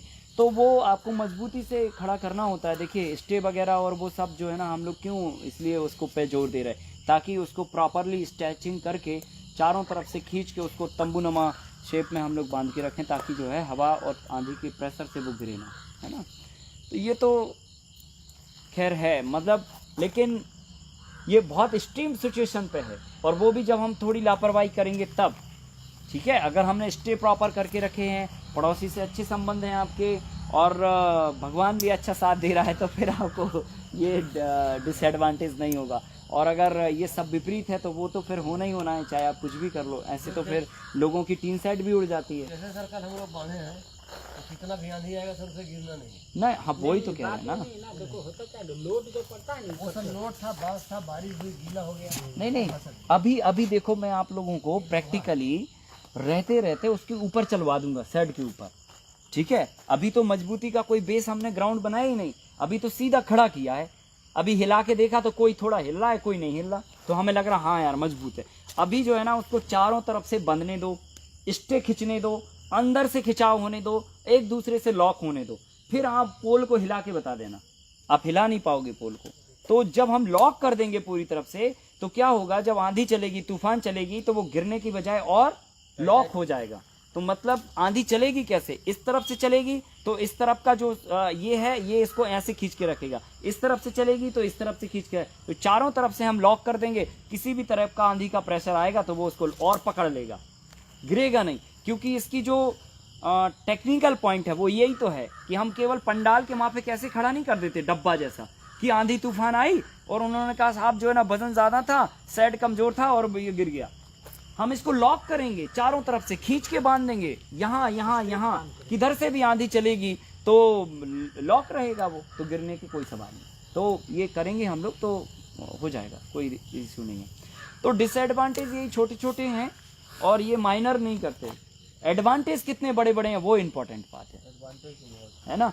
4 फसलें एक साथ उग रही, खरपतवार कम हो रहा, साल भर आमदनी हो रही, पानी कम आ रहा है, पानी कम लग रहा है, फर्टिलिटी इंप्रूव हो रही है, जैविक खेती में रिजल्ट अच्छे आ रहे हैं, क्वालिटी ऑफ फूड पैदा हो रहा है, कम जमीन में ज़्यादा फसलें ले पा रहे हैं, साल भर इनकम का रूटीन बना हुआ है, कीड़े कम लग रहे हैं, कितने सारे एडवांटेज है। और एक सबसे बड़ा एडवांटेज है काम करने का, धूप में किसी से काम नहीं होता है क्योंकि एक अनुकूल वातावरण हो जाता है, प्रतिकूल वातावरण हो जाता है। और जब हम अपना पूरा स्ट्रक्चर सेट बना लेते हैं तो एक वातानुकूलित सेट बन जाता है, तो फसलों को भी मजा आता है और आपको भी मजा आता काम करने में। सर बीच में एक स्पेस देना चाहिए फिर तो। है ना, तो आपको भी मजा आता काम करने में। क्रॉप्स का सजेशन सर, कौन कौन सा क्रॉप कब कब किसके समय लगाना पड़ेगा? हाँ, वो क्रॉप के सजेशन के लिए हमने पूरा चार्ट बनाया है, वो चार्ट आप तक हम पहुंचा देंगे। तो उसमें शायद आप लोगों ने ग्रुप तो बना दिया। हाँ, तो मैं अभी देखा नहीं मैंने, ग्रुप देख के और आपको सारे जो पीडीएफ्स हैं, जो कॉम्बिनेशंस हैं वो सब भेज देंगे आपको कि किस सीजन में किन किन फसलों को एक साथ में लगाना चाहिए। तो उससे बहुत आसानी हो जाएगी आपको। प्याज भी लगाना है तो। हाँ, प्याज भी लगा सकते, सब कुछ लगा सकते हैं। हाँ, और बताइए, इस बायोडाइवर्सिटी से लेकर कोई सवाल हो आपकी, या आपको कोई चीज ऐसी हो जो आपको लगी हो कि हाँ यार ये बढ़िया चीज है, ऐसे काम करेंगे तो बढ़िया होगा, मुझे वो बताइए कि आपको क्या आइडिया दिमाग में क्लिक हो रहा है चीजों को समझ के, कि अभी तक जो हम जिस ट्रेडिशन में खेती को कर रहे हैं उससे आपको हटके कुछ लग रहा है, या वैसे का वैसा लग रहा है कि नहीं ये तो वैसे ही है। तो अगर हटके लग रहा है तो बताइए आपको क्या हटके लग रहा है, क्या आपको इन सारी चीज़ों से समझ में आ रहा है कि हाँ हमें ये आइडिया लग गया, अब ऐसे करेंगे तो ये फ़ायदा होगा, उस तरह से बताइए। पहले जैसे अभी हम कर रहे थे जी, तो जैसा गाइडेंस मिलता था तो उस हिसाब से करते थे जी, तो अभी जैसे हम लोगों ने मक्का का बेड बनाया था, बेड बनाया जी, तो ये नहीं मालूम था कि जिस साइड से ढलान है उस साइड से अगर हम बनाते हैं तो ज़्यादा बेटर होगा। ज़्यादा बेटर तो हम होगा लोगों ने क्या कर दिया कि ऐसा बेड बना दिया, ढलान ऐसी थी जी, तो उसमें हाँ जस्ट अपोजिट। लेकिन अब तो ये नॉलेज हुआ कि कम से कम जिस साइड ढलान है उस साइड हम लोग बेड बनाएंगे तो बिल्कुल। देखिए ये छोटी छोटी चीज़ें होती हैं, और यही छोटी छोटी चीज़ें आपके पूरे जो कहना चाहिए प्रोडक्टिविटी है उस पर गहरा असर करती हैं। अगर मान के चलो वाटर लॉक हुआ और जिस समय पे आपकी फसल फलन पे है उसी समय उनमें जड़ों में पानी भरा रहा, और जड़ों में पानी भरा रहा तो जड़ें सड़ गई तो सारा जो खेल है वो ख़त्म हो गया। कुल मिला के 5-6 महीने की जो पूरी मेहनत थी वो 2 मिनट के काम में 2 मिनट की लापरवाही में ख़त्म हो गई। तो हमें बस केवल डायरेक्शन बदलनी है, बहुत छोटी छोटी चीज़ें जो है बहुत बड़ा इम्पैक्ट करती हैं आपके रिजल्ट पर, है ना। देखिए बायोडाइवर्सिटी, पेंशन प्लान, और ये एक बहुत ही अल्टीमेट चीज़ है जो आपको अभी तक शायद नहीं कहीं से मिली होगी या आपको किसी ने नहीं बताई होगी। ये तो एक बहुत 10 सालों के गहरे अनुभव का और एक अध्ययन का निचोड़ है जो आपको मैंने बताया कि एक सिस्टमेटिक वे में आप अपने काम को इसके माध्यम से कर पाएंगे। तो इसमें भी अगर आपकी कोई समझ डेवलप हुई हो, कोई चीज़ समझ में आई हो तो वो आप बताइए। इसमें सर सबसे बढ़िया एक ये है, जैसे हम लोग बाउंड्री करते हैं जी, जैसे हमारे सर वहाँ पे कर रखे हैं जी जी, बाहर के बहुत खेत है, बोर्ड, 4 हाँ बीघा हाँ खेत है। जी जैसे बाउंड्री करते हैं जी तो जैसे हम बांस लगा दिए, करौंदा लगा दिए जी चारों तरफ, या हम बांस ही बांस लगा दिए जी या करौंदा ही करौंदा लगा दिए। जी जी सर खाली 2-3 साल की दिक्कत है, उसके बाद तो सर इसमें जानवर क्या सर, कुत्ता बिल्ली भी नहीं घुस सकता। बिल्कुल, बहुत बढ़िया घना हो जाए तो सर एक तो प्रॉफिट ये हो गया जी, कि हमें न बांस बांधना, ना तार लाना, ना कुछ बांधना, सही है। हमेशा के लिए फुर्सत हो गया। सही है सही है प्लस सर इसमें से चाहे हम करौंदा लगा दें जी वो भी सर काफी महंगा रेट बिकता है, जी, और बांस तो सर बिकता ही है। बिकते ही है प्लस जी, हर साल सर इसमें से आमदनी भी होगी, आमदनी भी और होगी। हमें ना बांस गाड़ना, ना बल्ली को पता लगा बैल तोड़ दिया, गाय तोड़ दिया, जी। उससे सर पूरी जिंदगी के लिए फुर्सत, पूरी लाइफ के लिए फुर्सत हो जाती जी हाँ जी हाँ, सबसे बढ़िया सर हमको ये लगा चारों तरफ की बाउंड्री का। बहुत अच्छा, बहुत बढ़िया। देखिए कितनी बड़ी बात है। आज पूरा हिंदुस्तान आप देख रहे हैं कि एक कॉमन समस्या से जूझता है। हर किसान की जुबान पर यही होता है कि जानवर परेशान करते हैं। अगर उसके पास पानी है, मिट्टी अच्छी है, लाइट है, सड़क है, तो उसके बाद जो सबसे बड़ी समस्या होती है वो होती है जानवरों की, सुरक्षा व्यवस्था की। तो उस सुरक्षा व्यवस्था के चक्कर में किसान को दिन रात खेत पे डेरा डाल के रहना पड़ता है जब फसल लगी होती है, और उसके बावजूद भी कुछ ना कुछ गड़बड़ हो ही जाती है। अगर थोड़ा भी अगर लापरवाही की, 1-2 घंटे अगर आप लेट हो गए खेत पे रात को जाने से, तो भी आपके जानवर फसल को चौपट कर सकते हैं। तो इतनी बारीकी से वहाँ पर हमें मोनेटाइज करना पड़ता है जब खेत में फसल होती है।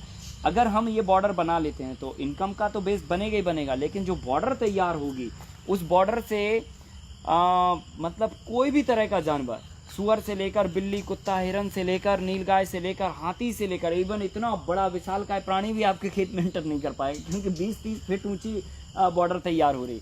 तो ये एक बहुत पॉजिटिव बात है। दूसरी पॉजिटिव बात ये है कि सुरक्षा के दृष्टिकोण से कि आपकी एरिया में अगर कहीं पड़ोस से कोई चोर आते हैं, ठीक है, क्योंकि इंसान भी एक काली खोपड़ी का सबसे बड़ा सातिर आदमी है। ये काम कम करता है, रायता ज़्यादा फैलाता है, ठीक है।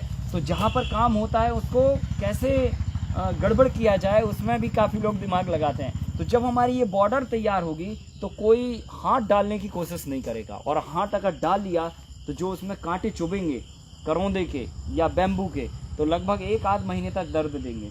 तो हाथ डालने से इतनी गड़बड़ हो सकती है। और अगर थोड़ा बोरा और प्रयास किया कि यार इसको हम कुछ करें, चुराएं, तो शायद मुझे लगता है कि पहले तो बांस को काटना पड़ेगा, फिर खेत के अंदर आना पड़ेगा, और बांस को काटने में सुबह हो जाएगी, तो बहुत मुश्किल काम है। तो चोरी का दिमाग बिल्कुल भी नहीं लगेगा, ये काफ़ी हद तक रुक जाएगी।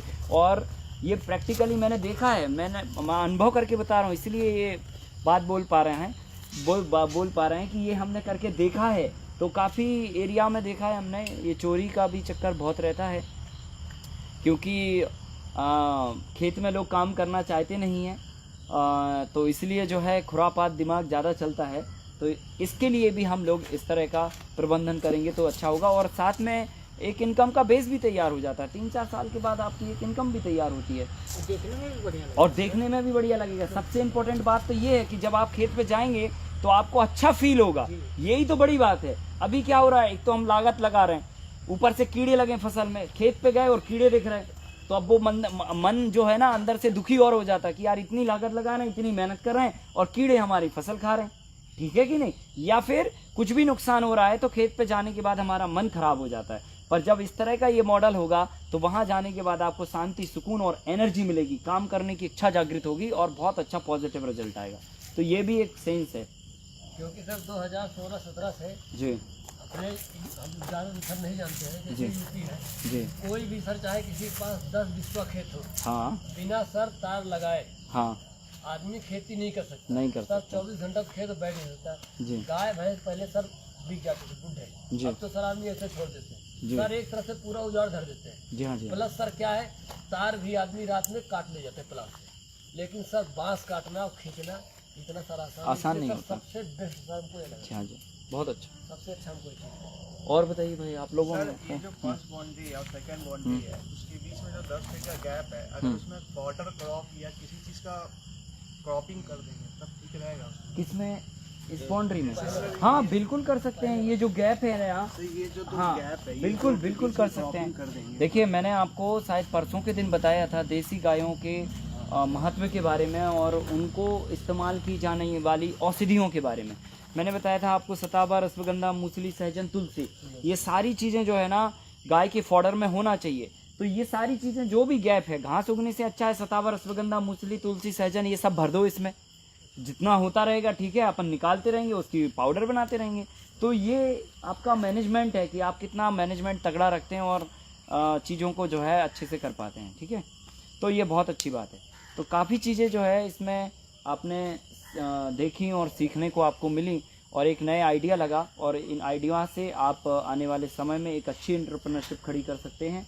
और इस मॉडल के साथ में अगर आप काम करते हैं तो निश्चित ही है हम कृषि को एक नई दिशा देते हुए एक आदर्श के रूप में इसको हम स्थापित करेंगे और जब कोई चीज़ का आदर्श स्थापित होता है तो लोग उसको फिर फॉलो करके इस काम को आगे बढ़ाते हैं। तो हमारे देश के नौजवान साथी जो है इसको एक मॉडल के रूप में लेंगे और इसको एक काम करने की स्ट्रेटेजी और एक पूरी प्लानिंग के साथ में इसको एग्जीक्यूट करेंगे तो फिर पूरा हिंदुस्तान जो है ना एक आदर्श कृषि का मॉडल बनाएगा और इससे प्रोडक्टिविटी भी बढ़ेगी, इकोनॉमी भी बढ़ेगी और आने वाली जनरेशन को एक मार्गदर्शन मिलेगा कि खेती में हमें इस मॉडल पे इस ढंग से काम करना चाहिए, ये सेटअप लगा के काम करना चाहिए। तो अभी तक ये सारी चीज़ें हमने डिस्कस की, इनकी समझ के बारे में, इसमें जो भी आपको समझ आया उसके व्यूज़ हमने आपसे जाने, जो समझ में नहीं आया उसके सवाल भी हमने आपसे लिए। और अब हम जो है अपनी चर्चा को यहाँ पर विराम देते हुए आपको सीधा जो है प्रैक्टिकल फील्ड पे अगले 45 मिनट में आपसे वापस जुड़ेंगे, जो हमारे दर्शक हमारे साथ में यहाँ पर जुड़े हुए हैं। और खेत से अब हम आपको सीधा बताएंगे कि मल्टी लेयर फार्मिंग के पूरे जो स्ट्रक्चर हम लोग बना रहे थे उस स्ट्रक्चर बनाने में हम कहाँ तक पहुँचे और इसके बाद अब हमें नेक्स्ट क्या स्टेप फॉलो करना है ताकि हम इसको पूरा अंतिम रूप दे पाएँ, अंतिम अंजाम दे पाएँ। तो आने वाली जो भी प्रक्रियाएं हैं वो अगले 45 मिनट बाद हम आपसे वापस इस प्लेटफॉर्म के माध्यम से जुड़ेंगे। तब तक के लिए सभी साथियों के लिए नमस्कार, धन्यवाद।